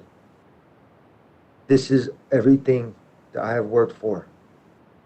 You have to take me. I put it on the fucking table after I went through the trials. The 1st round I went flying colors. The 2nd round I did it too. As soon as I started hitting the pads, everybody went, the same way that happens when I earned this shit. I went out there and I tried it, and the producer was cool. Fucking, I just remember from that point on that my life changed. I got to that third session when they said, this is the last part through your interview process. If you make it through this, I'm walking around. I'm pacing in a room like this that we're in, and I'm walking back and forth. And I can't believe that I'm in here, that I made it this far. I have this pamphlet with me, thing that I put my deck together, that I put together. The UFC didn't have to do it because a company wants a full, complete package. They don't want something that's half-assed. That point in that time, I fucking put my stuff down, that DVD, and I said, you have to take me. Fucking went through the paper with them. I put accolade after point, reference after reference. My references go far beyond what you. Dan even Gable is one of the guys that is one of my mentors that I work with. I'm getting grandfathered in within the wrestling community. At wrestling match, and Adam Dummy, all these different things. It's an incredible thing because I've never all the stuff that I went through. But I gave a complete. Everybody always wants things done for them. They're not willing to put in that extra work. When I saw the opportunity arise from the pandemic to make weight when nobody was making weight at ESPN and nothing was going on in sports, I took it upon myself to make that weight because there was nothing going on. I thought, you know what, for one instance, people could fucking actually pay attention and look at something, not jock my style. For the one time in my life, nobody could have ever fucking copied me. Thankful I did it. Up from 181 pounds to championship weight. I on purposely ate on that Sunday night. Ate chips and chips and chips and got myself to 181. I cut all the way to 150 4 days without it. Barely making it. Almost seeing God and almost fucking dying. You guys have no idea. Nobody would have ever known. Nobody would have ever known, except for the people that were around me.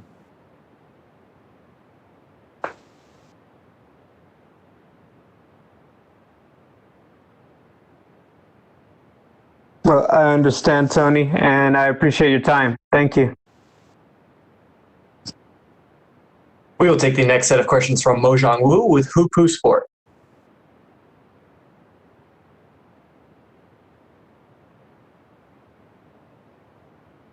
Mojang, please go ahead. Okay, we will move on. We will take our next set of questions from Danny Segura. Hey Tony, we heard that previously the UFC was trying to book you with Michael Chandler, and Chandler seemed to be interested in the fight. You didn't want to fight him. You accepted the fight with Oliveira, though. Can you? Whoa, motherfucker! Check this out. Mm-hmm. UFC said that Chandler had a fight, and then Chandler said that he didn't have a fight. Somewhere along the line, somebody was fucking lying. I'm sitting here telling you, get your fucking facts straight. That's why I'm asking. No, that's why you're not asking. You're asking the wrong question. You're asking other people. Oliveira is the only game opponent that wanted to fight. Doesn't want to fight. Poirier doesn't want to fight. McNuggets ran and Tiramisu's gone. Got these assholes that were going to fucking like put this guy's over top of me and want to move me back down to number 5. It happened before. I hate to say it, but matchmaking is like a logarithm. I called it. Been with the company for 10 years. Yeah, and prior to the Gaethje defeat, obviously you were in a historic run, one of the best runs we've seen at lightweight. Do you think a win here over Oliveira puts you immediately back in title contention, and maybe you're up next? And that title's a wet dream. Like that farmer's insurance commercial of, oh, you almost got it. Keep it going. We're just going to keep dangling in front of you. We're going to keep trailing along. I don't know what the problem is. I don't know if it's because I'm Mexican. I'm American with Mexican parts. 12-fight win streak. 8 years in the making before women's sports were even in. Honor was on welfare. Henry Cejudo in the fucking again. All these different things, and I still didn't earn a title shot. But I'm still sitting here saying, fuck the free world. Just like Eminem, right? Most naked I've ever been my whole entire life. I'm still here, man, and I'm still waiting. I got the belt in my room. Go after another belt, but how much greed is that? I got an Ultimate Fighter trophy. I got a Fighter's Award only trophy. I got a UFC belt. I've got medals, and I'm Lord of the Rings with all my championship rings. How much greed can you want? Like, you want to be like Khabib and hold on to it? You're just being an asshole. To me. Yeah. Other fighters that deserve it. Got Chandler that's coming in and butting away, but look at, now he's cutting. Check this out. It's almost like you're going to go get tested for COVID, right? Like, go ahead, go get tested first, Chandler. Let all these other people, like watch you and like take notes and everything. Yeah. Poirier, you got guys like Poirier, right? I'm trying to help him get a fight with myself, so that way the fans, my supporters, go and buy the fight, not illegally stream it, because anytime I fight, they buy it. What else they're doing on the other people's? But they know I work my ass off, and they're like, Tony, hopefully you're getting pay-per-view points. What points? Yeah. No doubt you're one of the greatest lightweights to compete in the UFC ever. Obviously, you have the accolades, interim champion, tough, the win streak, obviously. Do you feel like maybe you won't see another UFC title fight come your way? Is that how you feel? I don't give a fuck. Dana's one of my biggest mentors, and I love Dana. But bro, I'm the one that kind of tells him and tells Shelby and fucking, hey, you guys are doing amazing. Shit up. These guys get a pat on the back for the stuff that they do. Instead of being criticized or people narking and being like, yo, we're going to have fights over at the Tachi Palace fights, and then trying to figure out other shit. That's some bullshit. Guys are working their ass off trying to help us fighters, trying to help us pay our bills and help because they understand. You have all these other people out in the world that have an opinion that don't fucking matter, bro. Asking dumbass questions. Ask the right questions, you're going to get the right answers. All right, Tony. Well, I appreciate the time. Looking forward to your fight on Saturday night. I'm sure it's going to be a banger. So thank you so much, and best of luck on Saturday night. Sure. We will take the next set of questions from Carlos Contreras with Milenio Diario. Hi, Tony. I saw you were talking to Brandon on the embedded and trained like for a couple of minutes together. In these times where the UFC has champions from all over the world, how does it feel to be part of this pay-per-view where two Mexicans, one Mexican-American, one Mexican, are headlining a pay-per-view? Es muy importante para yo, para mi gente y para mi raza también, y para mi gente en los Estados Unidos también. Very important for myself and for my Mexican heritage and for American heritage. I can go on and talk about culture and everything, but I'm gonna be real. I go out there and I fight for myself now. I used to spread myself so thin, trying to make everybody happy, get me anywhere. For 8 years, I told you I paid attention and just let people just paint me. 7 years actually. Let people just paint me the way that they thought, and make a meme out of myself and make fun of me or call me cringe. All of a sudden became genius. Now everybody's wearing sunglasses. Nobody was wearing suits in this sport before I started coming in here, even before GSP. Now Stitch Duran even told me, he was like, "You're the best sharp neck fighter I've ever fought. I'm gonna call you the GQ killer." That was house.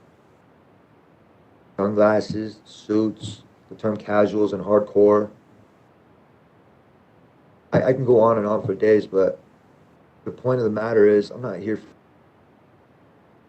for me and my close circle, which is my family, my faith, my family, my friends. The UFC, right? I'm the CSO of the UFC. CSO means Chief Security Officer. It happens. If you need something done, count on me. Reliable. Go out there and I make it happen. Name another motherfucker that's out there that's in the top 5 that does that shit. Top 15 or top 30. You got to go lower in the bracket to have fighters that are like that are barely making it, to have that attitude. For all these top 15, top 10, top 5 guys, they float around too much. Where I was floating. My mom always tells me, she's like, "You know what? We're going to tie you back down because you're not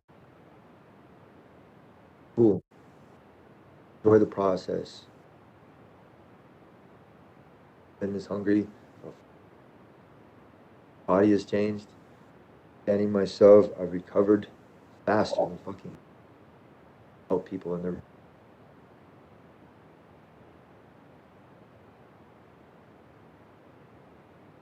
I know what you said about your close circle is the ones are that living the struggle with you of these training camps and cutting weight and everything. But at the end, I think everyone's going to look at Tony Ferguson like really close to these Mexican-American champions like Henry Cejudo, like Tito Ortiz, like Cain Velasquez. Where would you rank yourself at this point among these Mexican-American champions that the UFC already had? Not on their level. Not on anybody's level. Or try to compare myself to anybody that's like me. Or that's the same color. Say I'm better than them. Because I come from a certain area where somebody's on the ground, you pick them up and you dust them off and you send them on their way. Tell them it's going to be okay for another day. Hope. Because without that, what the fuck do we have? Bro, I am Mexican. I'm American. More along the line, it got stupid because the family wasn't from Mexico. I wasn't accepted. Then I wasn't accepted as American. What the fuck is that? You gonna tell me I'm in limbo here? Nah, bitches. Everybody else is and unplugged from the matrix. Everybody else is in limbo.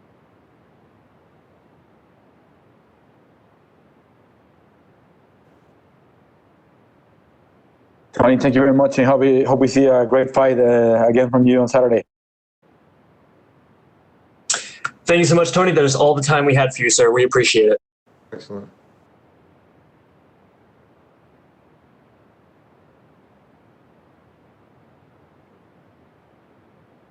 Next up, we will be joined by UFC lightweight Rafael Fiziev.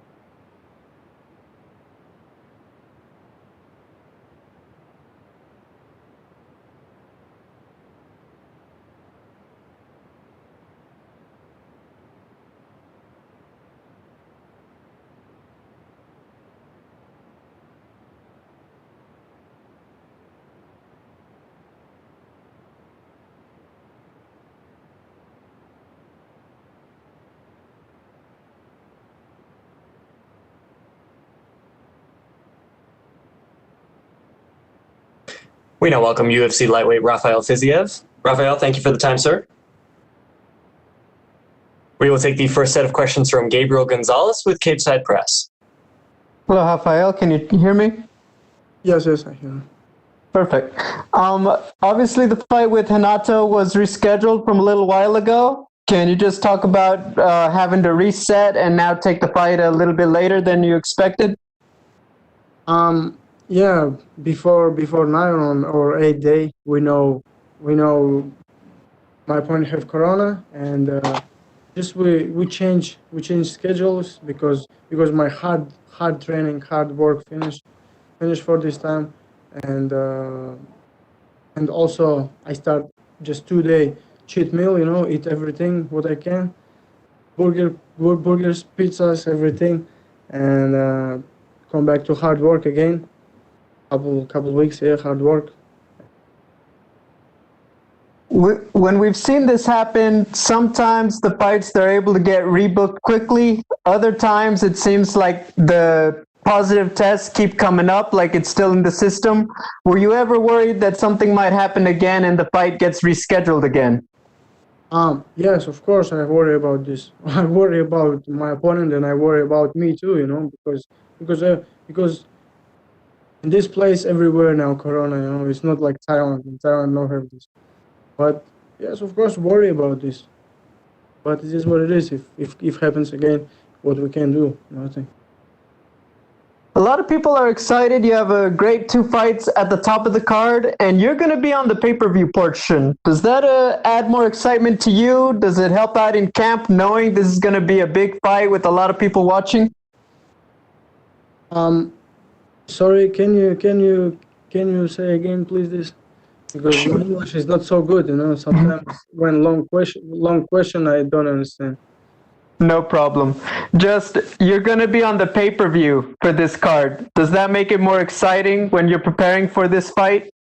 Yeah, when I see this, of course, this some pressure for me, but this nice pressure, it's like it's make me more energy, make me more motivation for this fight. But now it's changed a little bit, but no problem too. For me, it's just I want to fight. I come to fight. Pay-per-view, not pay-per-view. For me, it's not. My final question: how do you feel you match up with Renato stylistically? What? Like, how do you see him as an opponent? How do you think the fight will play out with him?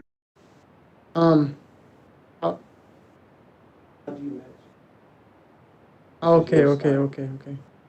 Yeah, I think we have.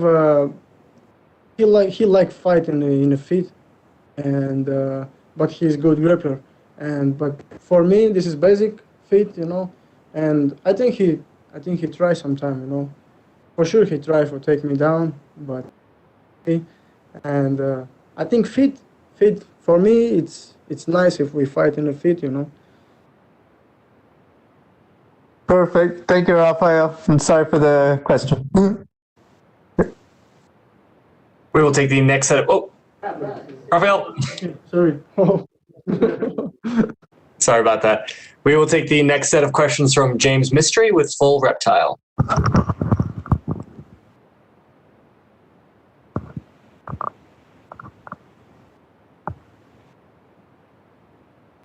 James, please go ahead.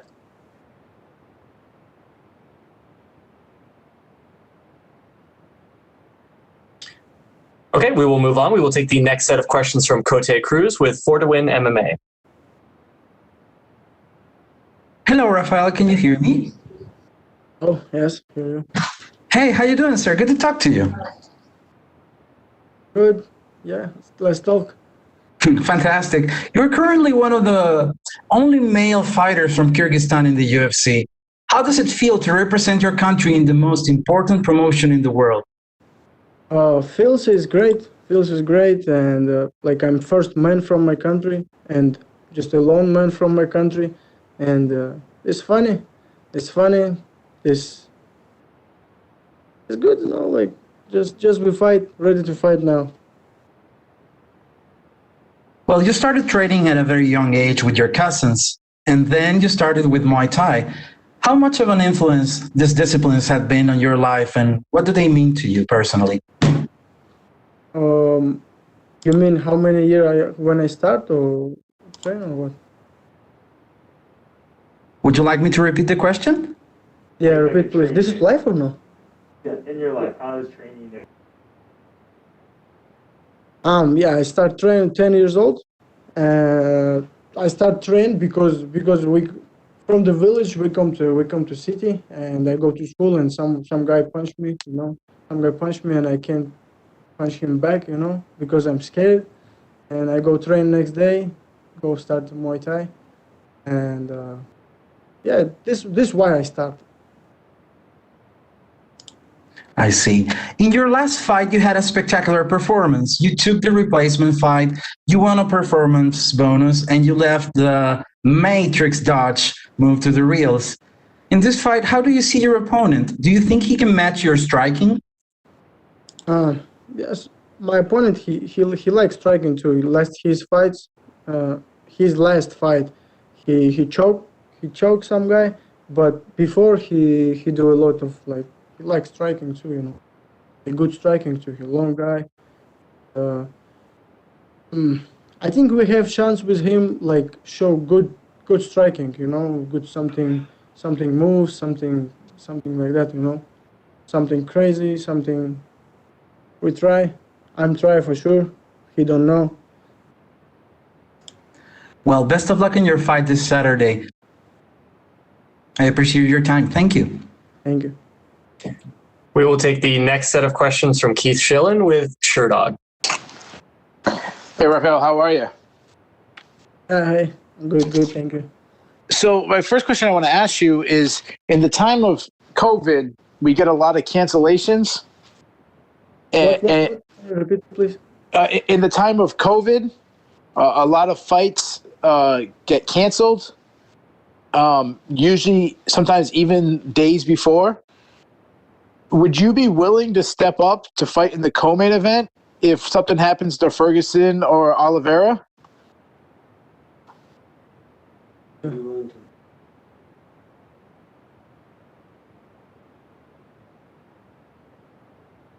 No.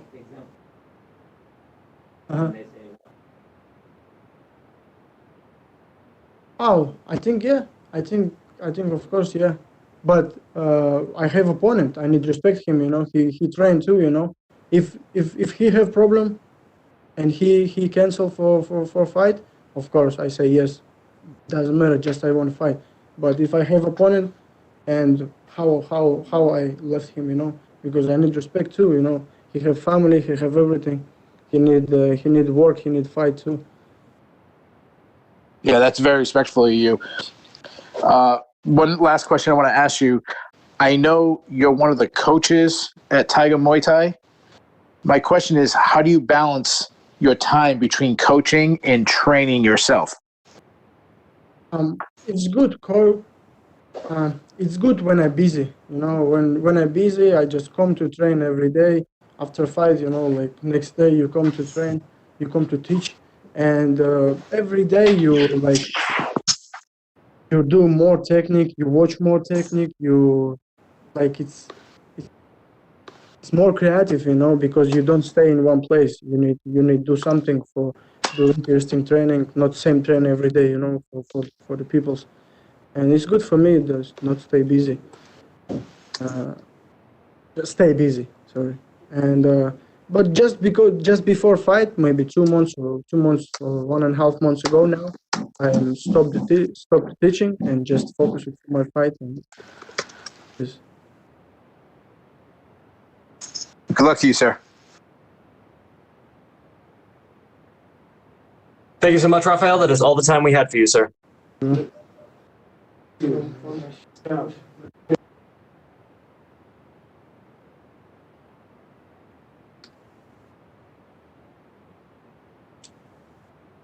Next up, we will be joined by the #1 ranked UFC flyweight contender, Brandon Moreno.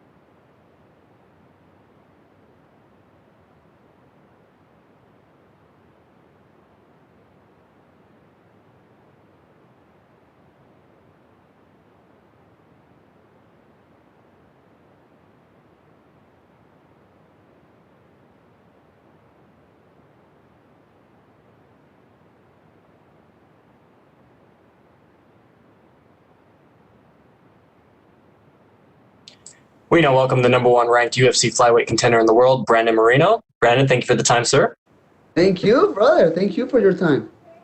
We will take the first set of questions from Gabriel Gonzalez with Capeside Press. Oh. Hello, Brandon. Good to see you again. Thank you. Thank you to talk with you again, bro.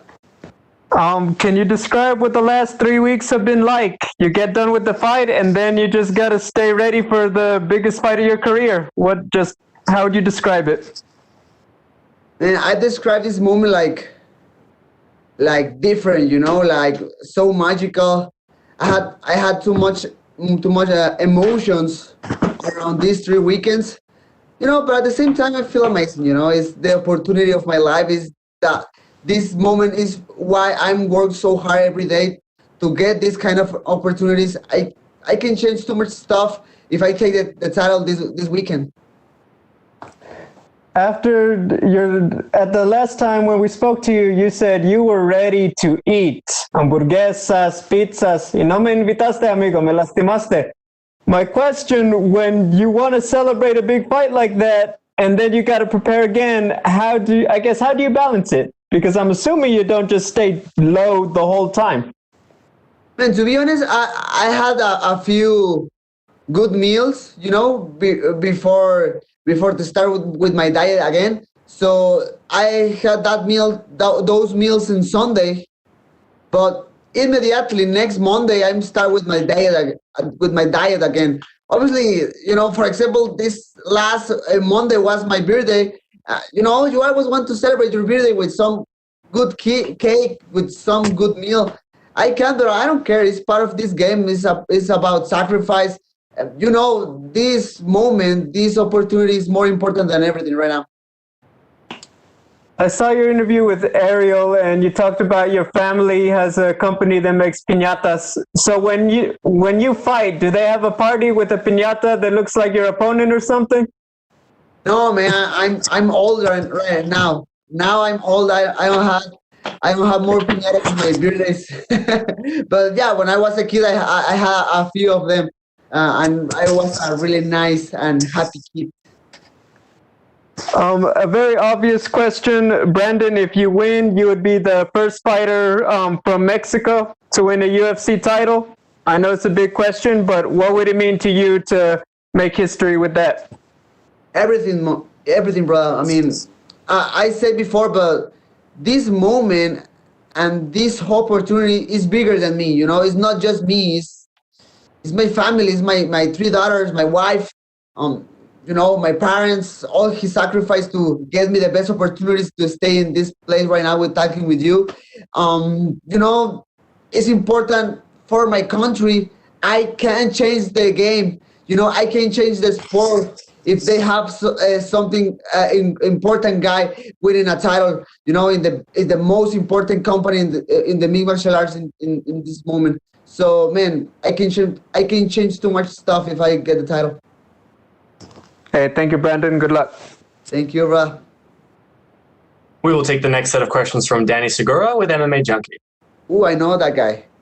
¿Qué tal, Brandon? ¿Cómo te va? ¿Qué tranza, Dani? ¿Cómo estás, hermano? Bien, bien. Te voy a hacer preguntas en inglés para ponerte a practicar el inglés. ¿Vale? Está bien, Jackie. Vale. So, Brandon, your birthday was on Monday, right? If I'm not mistaken. What'd you get for your birthday, man? Some good vegetables. Chicken breast, and that's it. Obviously, I prefer a huge cake and a really nice meal, but I don't care. It's about this opportunity now. And then after the fight, I can go and celebrate with my family and my training partners and with my team. I saw you get an old school Nintendo too and some Legos. Is that correct? Actually, yes, brother. My manager gave me the Lego set. It's huge. It's really huge. So yeah, I have homework for Tijuana. Yeah, for sure. And you're already making history as the first Mexican-born fighter to challenge for a UFC title. If you win the belt, obviously there will be more history for your country, for Mexico. Can you talk about the importance of this moment, not only for yourself, but for your entire country? Man, when UFC gave me this opportunity, I can't believe it right in that moment. Everything was so fast. right now I feel so happy and so proud about what I'm doing in this sport for I'm not just for me, this country, my parents, my family. I know I can be an example for all these young kids who try to start in this sport. I can show to the world, not just Mexico, the world, Latin America in general. We can do it. We can do it. It's a normal, our normal word, no, but it's real. You can do it. A lot of sacrifice, a lot of fails in my life, but I don't care. After that, I can be an example. Right now, like you say, I'm making history, but it's not complete. It's not everything. I need to get that title. For sure. And Deiveson is a great champion, a great fighter. And, we've seen a lot of Brazilian champions in the past. Do you feel like you have a different drive and a different feel knowing that you can make history on Saturday night for Mexico? Definitely. First of all, I can be the first 100% Mexican, born and raised in Mexico, to be the flyweight champion. The opportunities in this, specifically in this sport for me or for us in general, Brazil is a tier world country too, but the mixed martial arts born there, so you can go to any small academy and find 2 or 3 good guys who can help you to be better in this sport. But in Mexico, we are really good in the combat sports, but just boxing, just taekwondo, these kind of disciplines. We don't have wrestling. We don't have Brazilian jiu-jitsu. Right now, our evolution in this sport, in my country, is better and better every day. But we need more work, That's why I think it's different for me. Yeah. And lastly, I've talked to you many times, especially about this fight. I know how bad you've wanted this moment. Can you tell people what is Deiveson Figueiredo in for on Saturday night at UFC 256? Like what they can expect or something like that? What version of Brandon is he gonna get? What's gonna go down in that cage? Man, you can expect the best Brandon Moreno in his life, a really motivated Brandon Moreno, a hungry Brandon Moreno, literal. I'm just happy and proud to get this opportunity. Man, everybody say Figueiredo is amazing, no? I never fought a fight against some guy like Figueiredo, but Figueiredo never fight against one guy like me. So it's the same position for both guys. I know he's powerful, but man, I want this victory for me and for my family and all my people. For sure. Muchas gracias, Brandon, y suerte el sábado. Os hermano, un abrazo. We will take the next set of questions from Rodrigo Del Campo with Indiscutito. Yo conozco a ese muchacho. Brandon, ¿cómo estás? Buenas tardes. Rodrigo, un abrazo, hermano. Gusto hablarte, canijo. Primera pregunta, Brandon, ¿de quién es la bocina? Güey, no hay duda de que es mía esa pinche bocina. Oye, hablamos mucho, ¿no?, de lo que has hecho tú, de lo que has logrado y eso, pero también hablar un poquito del equipo, ¿no? Tú has sido como un experimento que no se ve mucho en el MMA, ¿no? Tienes 15 años entrenando base MMA, llegaste sin bases, en el mismo gimnasio, con el mismo entrenador, en México, en Tijuana, como trabajo de equipo de Raúl Arbizu, tuyo. ¿Cómo se siente la oportunidad de este fin de semana? Excelente, hermano. Y la verdad es que sí, o sea, tú lo mencionas. Yo sé que ahorita la gente, o sea, obviamente me entrevista a mí y todo, pero no significa también lo especial que es para personas alrededor mío. O sea, imagínate para Raúl, o sea, él también es una persona de metas y yo le he dicho antes, él me ha implantado muchísima de su filosofía. Es un hombre de metas y él, yo cuando estaba chico me decía, ojalá y yo pronto voy a tener un peleador peleando en las grandes ligas, así dejémoslo, ¿no? Hablemos de otras. Después, o sea, voy a tener un peleador peleando en la UFC. Los tuvo. Ahora esta es su meta final, hasta este momento, así lo he visto yo, o sea, como una meta final, ya después vamos a ver lo que sigue, pero ahorita es la conclusión de un camino. Entonces también para Raúl, para el equipo es impresionante, o sea, mi camino ha sido un camino bien largo, ¿ok? Veo muchos peleadores también que inician muy rápido en esto, yo empecé entrenando desde muy chico, aprendiendo todo de cada disciplina, de cada arte, hasta llegar hasta donde estoy. Entonces es cierto, ha sido un camino largo, pero que por fin está dando frutos y eso se siente increíble. Deiveson es una persona, Brandon, que habla mucho. No sé si lo hace para motivarse, si es una manera de empujarse. Y tú al contrario, ¿no? Siempre has sido una persona muy calmada, una persona que no subestima al oponente, etcétera. ¿Cómo evitar que se te meta en la cabeza Deiveson? Porque parece que se le ha metido en la cabeza a los demás oponentes, ¿no? Es que quiere estar de moda, Rodrigo. Quiere estar de moda. Hermano, no sé, mira, no sé cómo se le hayan pasado sus anteriores rivales. En lo personal, ni siquiera me ha entrado en la cabeza lo que es Figueiredo, ¿no? O sea, estoy bien consciente del peligro que representa, que es la pelea más importante, más peligrosa de toda mi vida. Pero fuera de ahí, yo veo sus palabras y yo siento que no las siente naturalmente. O sea, yo veo sus acciones comparado con sus palabras y no concuerdan. Es por eso que yo, mínimo, mentalmente, en ese aspecto no me siento afectado en lo más mínimo. Una última pregunta, Brandon. El campamento pasado para Brandon Rueda, las últimas 2 semanas que hiciste en Las Vegas, las hiciste separado de tu familia. En esta ocasión, las 3 niñas, Shirley, tu esposa, están contigo allá. Tú siempre lo dices, ¿no? Lo haces por ti, obviamente, porque eres atleta, porque eres deportista, pero todo lo que quieres, todo lo que te quieres ganar, lo haces por ella, lo haces por tu familia. ¿Cómo se ha sentido tenerlas acompañándote estas semanas? Increíble, hermano. Y es que al final del día, quién sabe qué hubiera pasado conmigo si hubiera tomado otro camino, ¿no? O sea, a lo mejor no tener la responsabilidad. O sea, ahorita lo veo como me gusta el deporte, amo esto y amo pelear. Pero si lo incluyo junto con la responsabilidad de tener una familia, de gente que depende de ti, o sea, lo tomé como algo exageradamente serio y como algo que tenía que implantarme día con día para ser mejor y sacar adelante a mi familia. Estos días, esta semana que estuve con mi familia conviviendo, o sea, es raro, últimamente ya no lo hacíamos realmente, ¿no? Que yo estuviera con ellas tan cercano a la pelea, siempre estaba lejos de ellas. Esta vez, o sea, mi esposa, imagínate, Rodrigo, o sea, acaba de nacer mi niña el pasado septiembre, son 3 niñas que tiene que cuidar mi esposa, se iba a volver loca, ya no podía dejarla sola, decidí traérmela, rentar el Airbnb aquí en Vegas y estar todos juntos, ¿no? También pues con mi equipo, con Marcelo, con Macio, con Raúl, que han estado aquí, Majo Favela también, que has estado unos días ahí en la casa, entonces me siento bien contento, somos como una familia grande dentro de Las Vegas, la nueva Casa Malilla, acá en Las Vegas, más fancy.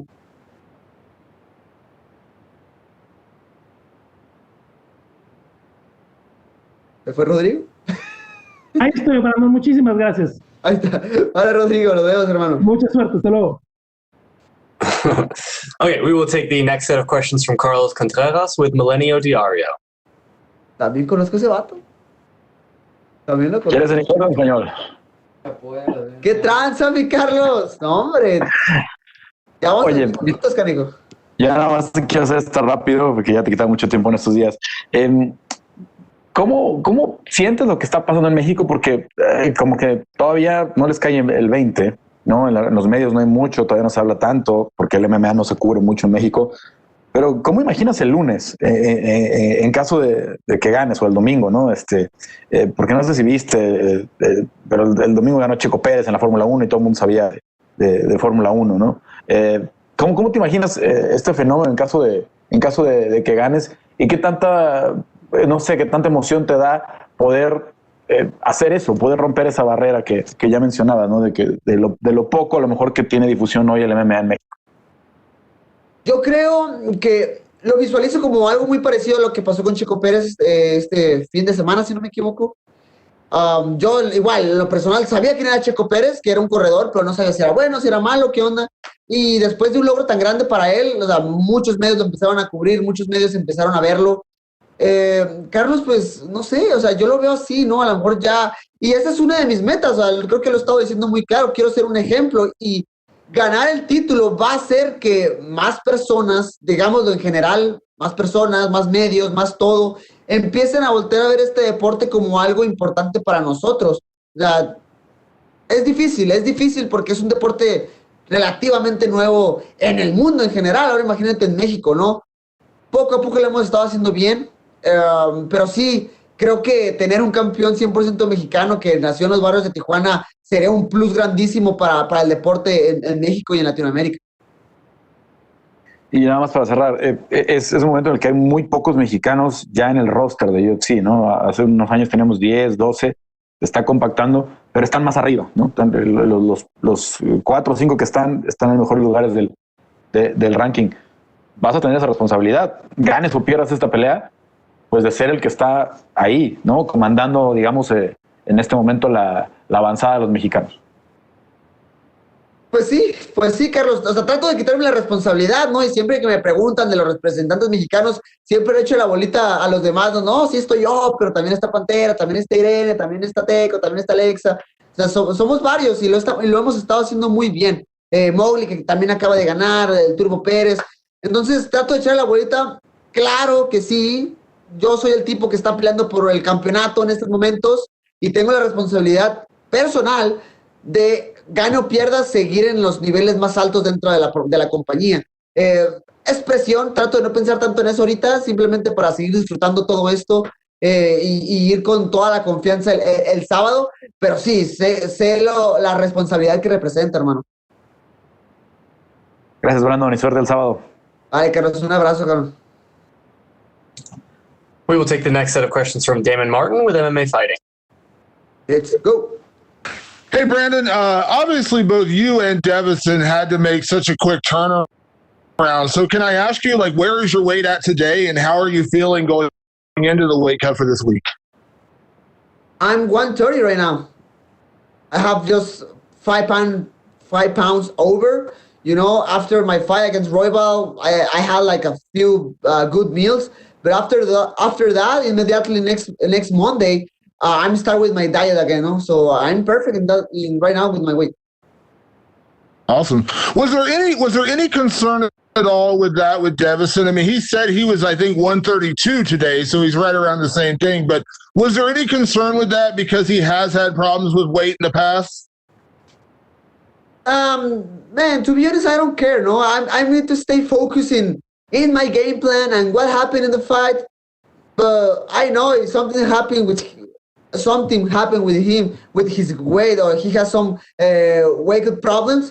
Good for me, okay. But I'm trying to don't stay focused in that. You know, it's something extra. But I need to stay focused in the game plan. That's important. Sure.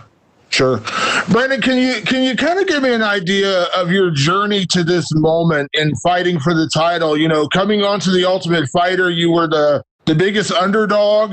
Then you surprised a lot of people on the Ultimate Fighter. Then you had to deal with a couple of tough losses, and you actually left the UFC, and it looked like maybe the flyweight division was going to go away. Now here you are fighting for the title. Is it kind of crazy when you think about everything you've gone through to get here? Man, this journey was amazing. Was so hard, but so funny at the same time. I know I'm an underdog in my life, but like I always say, even losing, I'm always winning. When I lost against Sergio Perez and Alexandre Pantoja, I get so much experience in my life. My evolution in this sport was incredible, was amazing. This life for me is a kind of roller coaster. I need to write a movie of my life maybe after this weekend. But man, I'm so happy, and I'm so proud about all my hard work with all my hard work. And last one for me, Brandon, you've been an underdog. You know what that's like. But, leading into this fight, we've seen guys like Cody Garbrandt talking and Henry Cejudo talking, and they're talking about Deiveson. Does that bother you that it seems like people are somehow looking past you, or do you use that as motivation that, these guys are talking about Deiveson when, you got to fight with him 3 days away? Yeah, man. They want to be fashion, and that's it. I don't care, to be honest. They try to sell pay-per-views. They try to sell himself, but I don't care, bro. I mean, my mind is clear. I'm so happy. I'm enjoying right now talking with you, watching the cameras, enjoying all my starving moment. I'm so starving right now. But at the same time, again, I'm so happy and I'm so proud of what I'm doing right now. Thank you, Brandon. Thank you. Thank you so much, Brandon. That is all the time we had for you, sir. Let's go!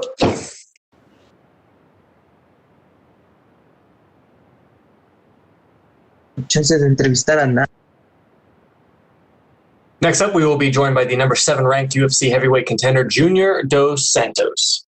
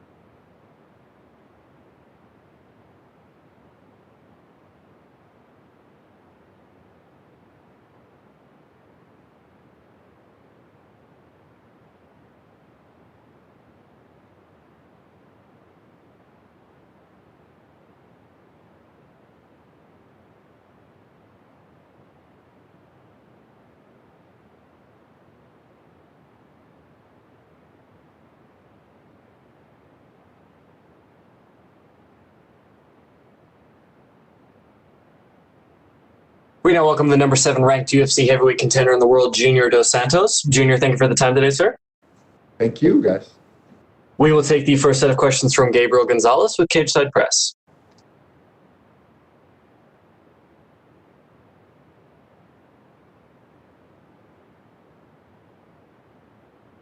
Hello, Junior. How are you? Hi, Gabriel. I'm good. How about you? I'm doing good, man. Thank you. I want to start, after your last fight, you did an interview and you said it was a weird moment in your career. A couple months later, just where are you at? How are you feeling after everything? I'm feeling good. You know, I'm trying to push things forward, you know, to keep moving forward. And I cannot do anything to change the things in the past, you know, but I can do a lot to change the things for my future. So yeah, it wasn't the last results of my fights weren't very good, you know, for me. Actually, weren't bad, very bad actually, you know. So now I'm trying to make a difference, you know, to get a W on Saturday and move forward on my career. Your last few fights, let's be honest, you fought tough guys that a lot of people, you know, don't get many victories over as it is. So I think a lot of people see that. But when you're in there, you go back to training. Do you feel like there's a lot of things you need to change? Do you feel like it's more mental? What do you go back to work on when you've already had such a great and long career already to learn? It's hard to say, man. We try to understand the things sometimes, you know, guessing that there is something wrong over there because the result wasn't the expected. But man, I feel great. I was great on my last fight. I was feeling great on my last fights, you know. And if you watch the fights, I was kind of winning. I was winning the fights, you know. So at some point, then I got cut, you know, and my opponents won, got the victory. So yeah, I keep working very hard on everything I do, you know, even on my psychologic thing, you know. So it's a hard sport, you know. It's hard to understand things, and the best thing that I can do is keep working hard, keep believing myself, because man, for me, I can see everything is right there. It may be maybe even better than it was in the past. The performance is there, the power is there, the stamina is there. You know, my will to become champion again is there. You know, so I feel, you know, everything is right there, but the results are not coming. Of course, I'll keep trying my best, you know, to turn things around and go back to my winning streak. They have you as the underdog, even though you have all of the experience. I know that must not feel good, but you're known for being one of the most positive guys in all of mixed martial arts. So for you, how do you take it when they say that? How do you turn it into motivation in camp? Yeah, my motivation doesn't come from the other opinions. You know, everybody has an opinion about something, you know, in life. in these days, people, for somehow, because it's easier to express your opinion, everybody wants people to know what they think about you. But it's not something that that really bothers me, because I don't put a lot of attention on this. I put a lot of attention on myself, on the work what I do, and the things that will bring me something good. If you're criticizing me, and I believe that's something good, that you're right, I'll maybe work on that, and try to absorb that. But most part of the things I just don't care, I don't listen to the people out there, because, man, there's many other guys, even people that works in MMA, that works as journalists or whatever, whatever you do over there, you never get slapped in the face, what do you know about fighting, by just watching? Why you believe that your opinion should be something that I have to absorb, I have to bring to my reality? It's not truth, unfortunately, it's not like that. And I have this thing very well understand it in my life. So, like I said, I believe in myself, and I'll keep moving forward.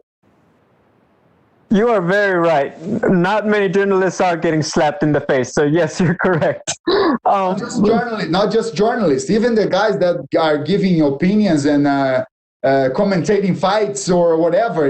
This guy, some of them, because you go to the gym and you do 1 or 2 classes that you think you understand about that much about fighting. It's not like that. It's not like that, and also each case, each situation is different than the other one. So you cannot generalize everything. You have to understand there is individuality in each case. So for me, I like I said, I feel good with myself. I just have to, of course, to put things in the right place and get the victory. The victory is the most important thing. Always, I've been doing this since my beginning in the UFC. Your next fight is always the most important.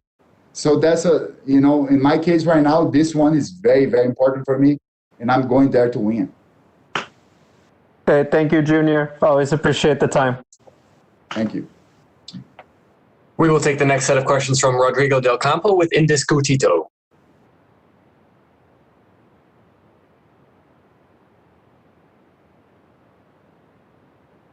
Oh, excuse me. We will take the next set of questions from Jim Varsalone with the Miami Herald. Thank you. Listening to your commentary there, it's interesting because this fight is very important, obviously, for you, and you know about the fights and fighting. But win, lose, or draw, is it more important for you how you feel and how you fought going into this fight and looking into the future? I didn't really understand very, very well that question. Can you repeat that? Junior. Yes, Junior, sure. This fight coming up, it's very important to you. The next fight is always very important. Whether you win, whether you lose, whether you draw, is it more important for you how you fight and how you show, how you do, how you feel going in, moving forward to having another fight after that? Oh, yeah, for sure. It's we have to focus on putting 100% of us in the fight, and giving 100% of us to win the fight. Whatever happens then will be a result of that, So that's what I'm coming for. I'm coming to leave 100% of me in the fight, and of course expecting to get a great win, on Saturday night. And then no matter what happens in this fight, you feel ready that you're going to continue. You look very confident that you will continue fighting no matter what happens this Saturday. Is that how you feel? Oh, of course, yeah.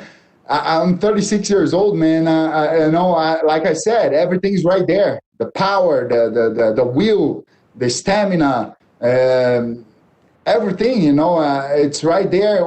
It's right here on me, with me, you know, and I feel I can still give a lot for this division, and I can still beat many of these guys. You know, of course, I'm coming from a negative moment, a hard moment in my career. But like I said, I was winning all the fights before I got cut. I'm leaving that thing everybody say about the heavyweight division. Once you get punched in the face, the fight's over. And your team, who did you bring with you for this fight? Who is going to be in your corner for this one? It's going to be Luis Doria, my coach, my boxing coach, Luciano Macarrão, the Muay Thai coach, and Marcelo Gome, who helps me with the sparring sessions and everything around all the training, you know. There's many other guys, you know, at the gym that they should be here, but it's not like that, you know. We cannot bring everybody. Well, Junior, all the best, and thank you. Thank you very much. We will take the next set of questions from Scott Shapiro with the South Florida Insider. Hey, Junior, how's it going, buddy? Hey, Scott, how are you, man? So tell me, man, coming into this fight, there's so much shuffling going on in the division. Where do you see yourself kind of with what's going on in the division? If you get a win right here, moving on. Well, yeah. I've been, you know, fighting for a very, very long time. So whatever happens, you know, this with the division, this next days or next months, it doesn't really matter to me. You know, what really matters to me is the way I'm going to do in my fight, especially on this next fight. My focus is on this one. Whatever comes next, you know, it's good. Whatever comes next, I'll take it, and I'll do my best to keep going.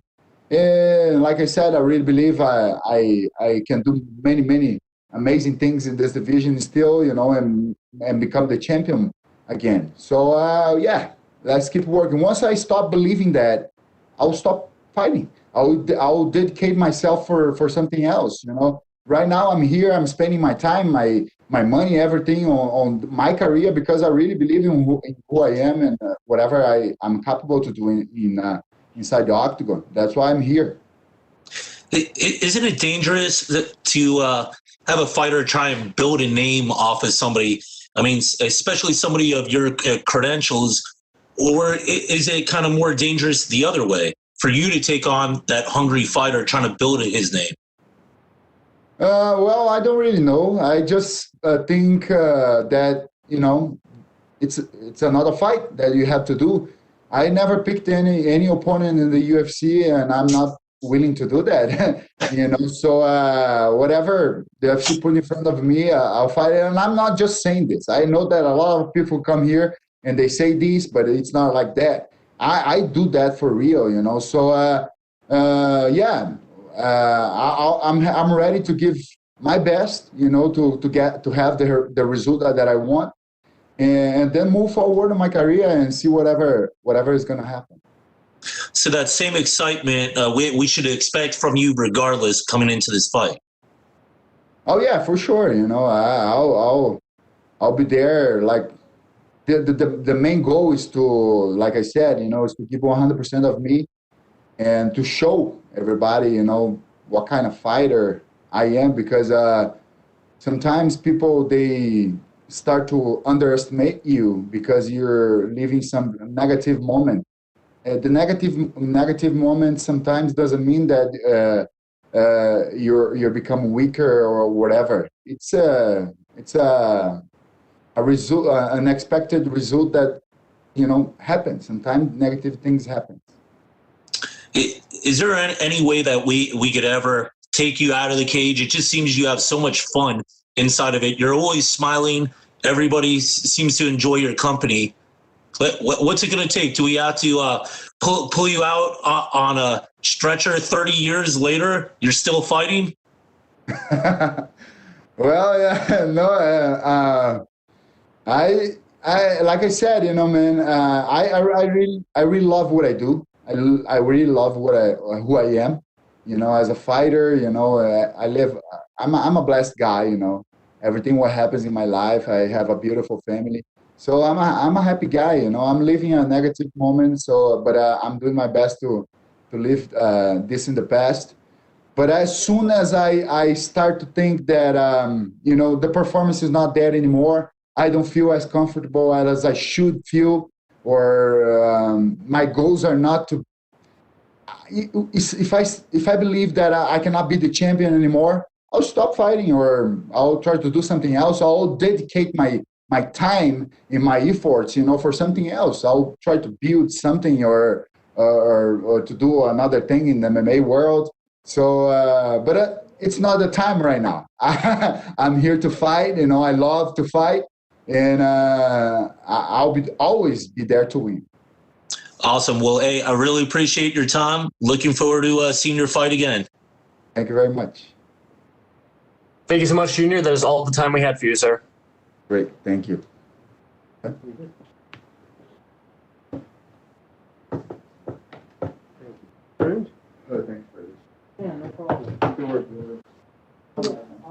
Next up, we will be joined by the last athlete for the day, number 7 ranked UFC lightweight Charles Oliveira.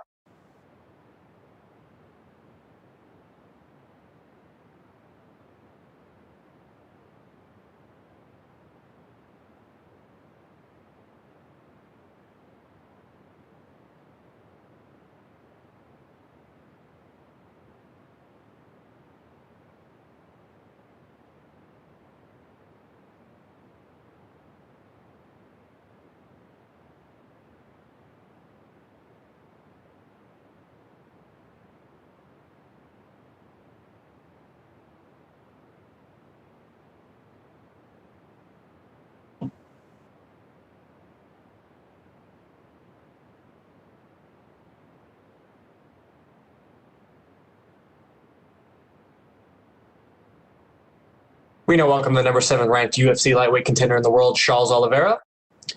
And we will take the first set of questions from Gabriel Gonzalez with Cageside Press. Hello, Charles. How are you? Perfeitamente bem. Perfectly fine. Charles, we heard about this fight just 3 weeks ago, but when did they first reach out to you about fighting Tony this Saturday? Tô sabendo há 3 semanas dessa luta, mas quando é que você ficou dessa luta com? Há 3 semanas, há 20 dias. 3 weeks ago, 20 days ago. So you found out the same day that we all did? Ao mesmo tempo. É que eles chamaram, nós aceitamos. Acho que todo mundo contente, feliz com essa luta. Yeah, as soon as they called us, we accepted it now. Talking about this fight, a lot of people are talking about, does this get a title shot for the winner of U2? We know there's a lot going on. Conor fighting Poirier. Michael Chandler is expected to fight soon. If you win, what do you expect to happen with the belt? A gente falando que essa luta vai ser o desafiante. Muita coisa rolando na aí você acha que deve? Eu não acho nada. Eu tenho a maior certeza. Tá tudo certo. O campeão realmente se aposentou, ele jurou no túmulo do pai dele que ele não voltaria mais, então tenho que falar, não tenho que fazer. O cara jurou no túmulo do pai dele e não tá brincando. Mas Oliveira versus Tony Ferguson, com certeza vencendo essa luta, só o próximo desafiante, só fico esperando quem vai vir entre Conor McGregor e Dutch Poirier. And I have no doubts in my mind, you know, the champ in the division, or on his father's grave that he's not going to fight again. So, you know, why would he fight again? And, you know, the only thing I can be sure of is that I'm going to Tony Ferguson this weekend, and then I'm going to for Conor and Poirier. Tony Ferguson said on Instagram, he has said that if Charles comes in overweight, he's not going to take the fight. I don't believe you've even missed weight ever for 155 pounds. So how did you feel about him coming out and saying this? Tony falou que se você não bater o peso, que ele não vai lutar. Lembra de você não bater o peso? Cara, o Tony tem que se preocupar com o peso dele, deixar que a minha equipe, juntamente comigo, se preocupe com o meu. Tá falando isso aí, alguma coisa tá incomodando ele. pega em choque, a gente tá chegando. Tony needs to worry about his own weight. And it's up to me what I do with my team. And if he's bringing that up and he's saying that he must. When you first got to the UFC 10 years ago, very young, a lot of people were very excited by your career. You've had so many fights now. Does getting this big fight mean more to you at this point in your career than if it had happened sooner?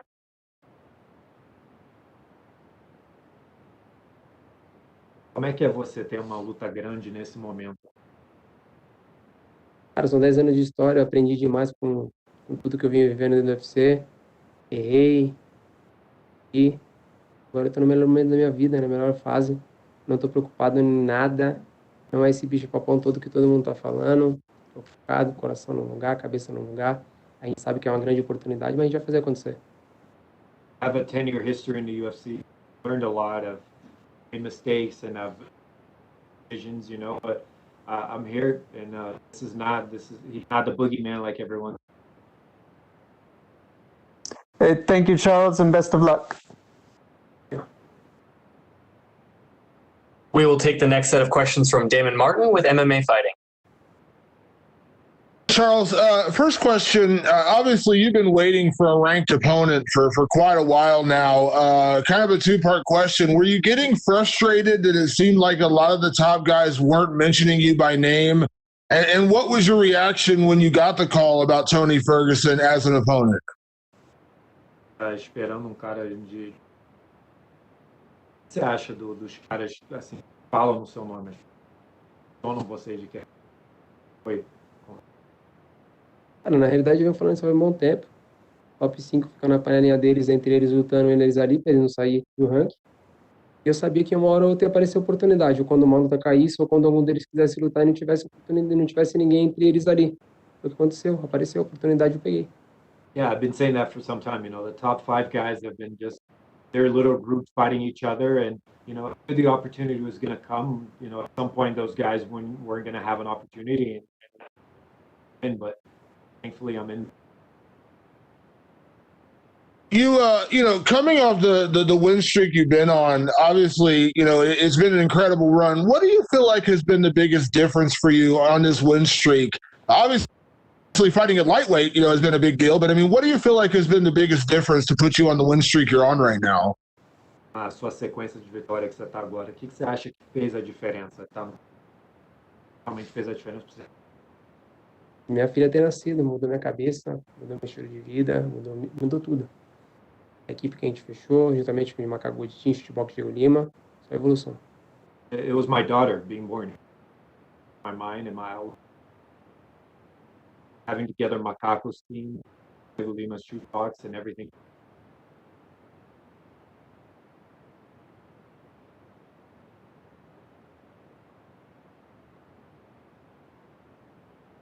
With that being said, Charles, obviously you and Justin Gaethje are much different fighters. But what did you think of Tony's fight with Justin Gaethje?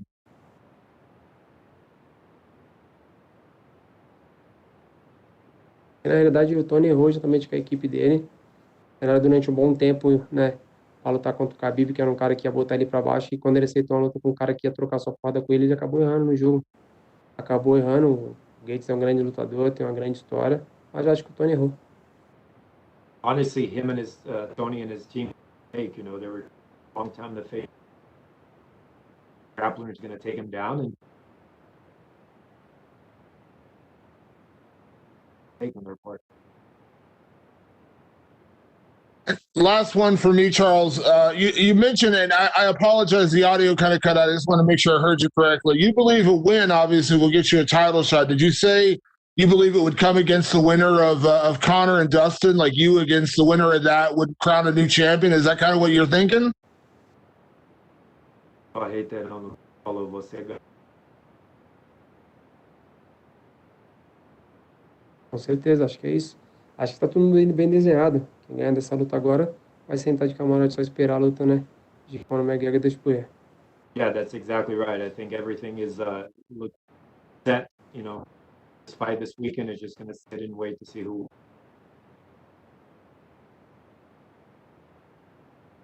Thank you, Charles. We will take the next set of questions from Diego Ribas with AG Fight.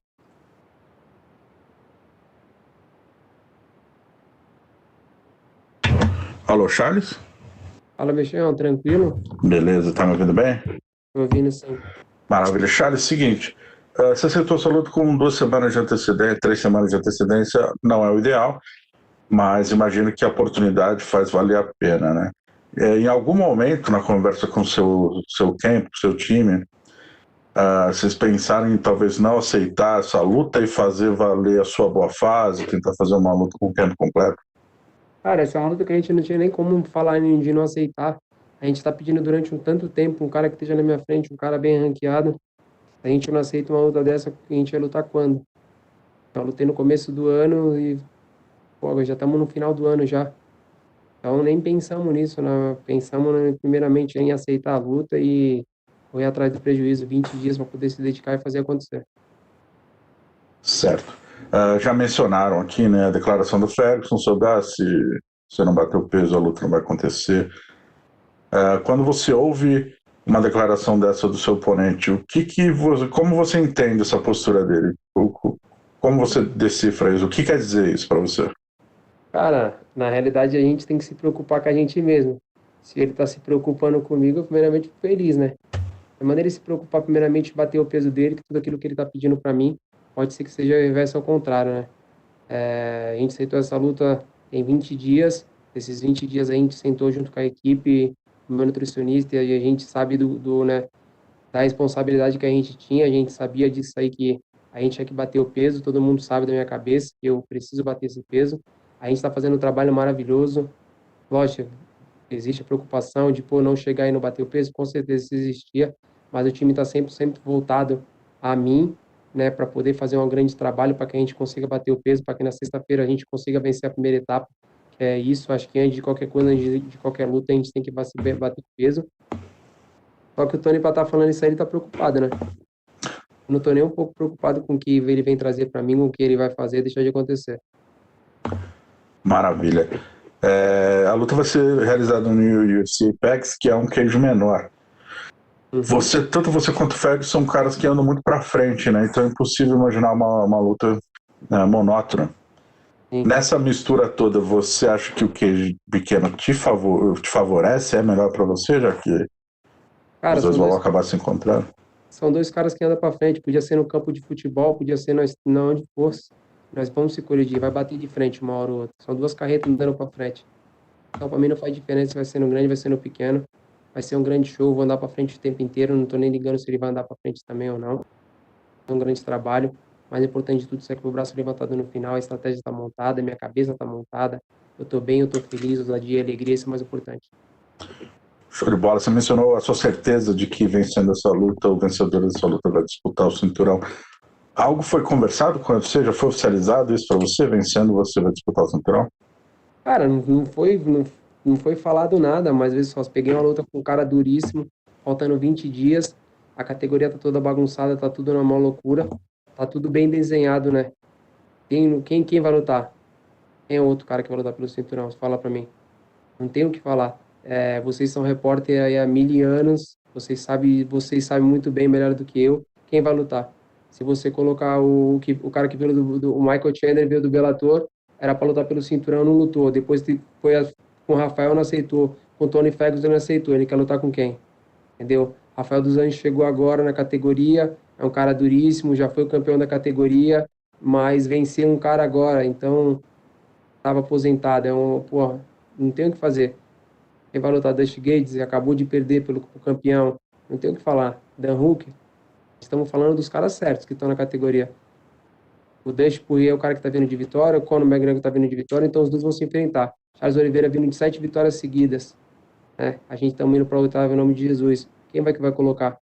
Tem o que fazer. Se eles colocarem outros caras, acho que é uma má escolha. Estamos falando da escolha certa. Essa é a escolha certa. Perfeito. Então, minha última pergunta, Charles. Você mencionou que o Ferguson não é esse bicho-papão. Até você falou isso numa outra entrevista também. Você pode adiantar para mim, por favor, algum detalhe? Por que você tem certeza que ele não é esse bicho-papão? Talvez algum detalhe no jogo que case bem para você? Por que você tem essa confiança em afirmar que ele não é esse bicho-papão que todo mundo pinta? Cara, há alguns meses atrás, eu sentei bastante, né, com a minha família, com a equipe, com alguns amigos meus, e eu coloquei lá, né, pô, esses grandes nomes aí, né, Khabib, eu olhei lá, tinha 29 derrotas, eu procurei meu nome lá, não achei.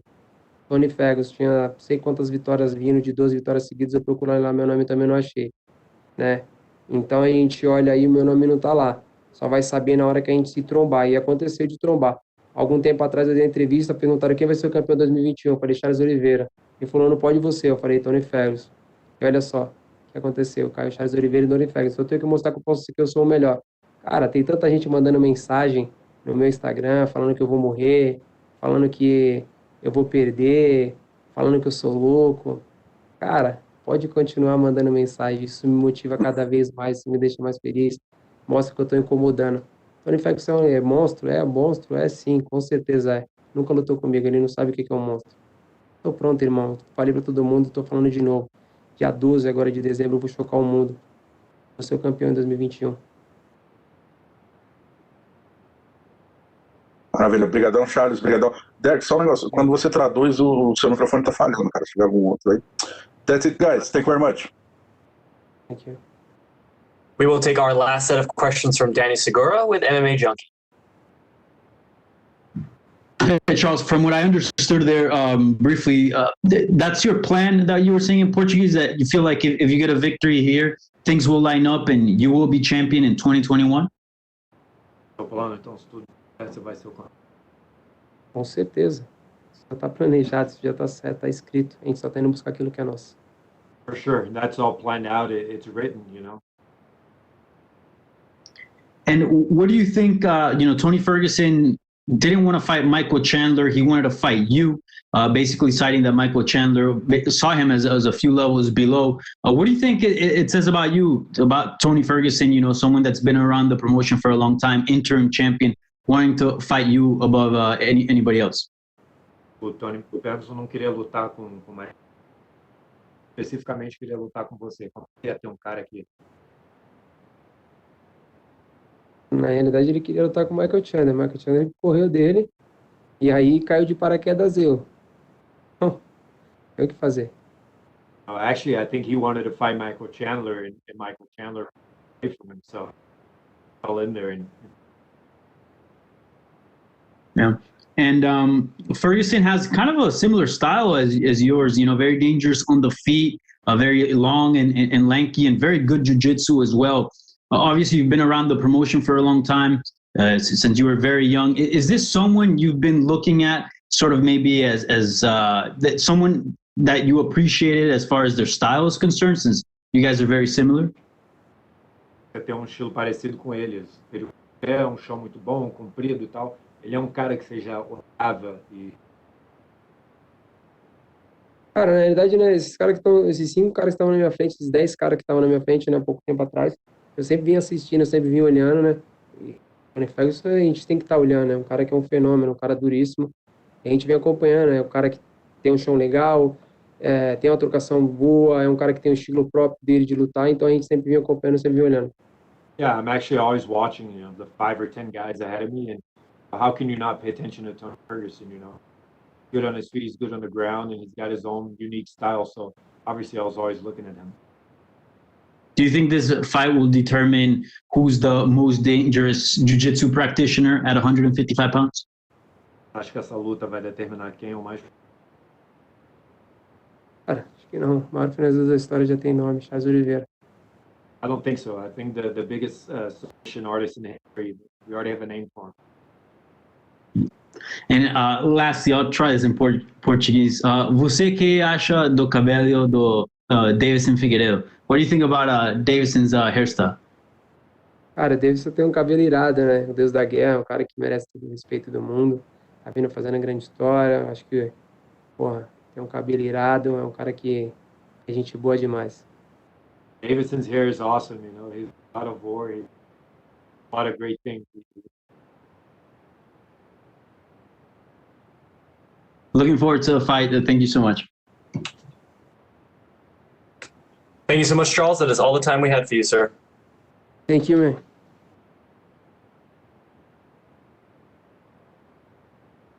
That concludes today's virtual media day. We would like to thank everyone for joining today's event and your supporting coverage. If you have not yet registered for the UFC 256 prelim virtual media day taking place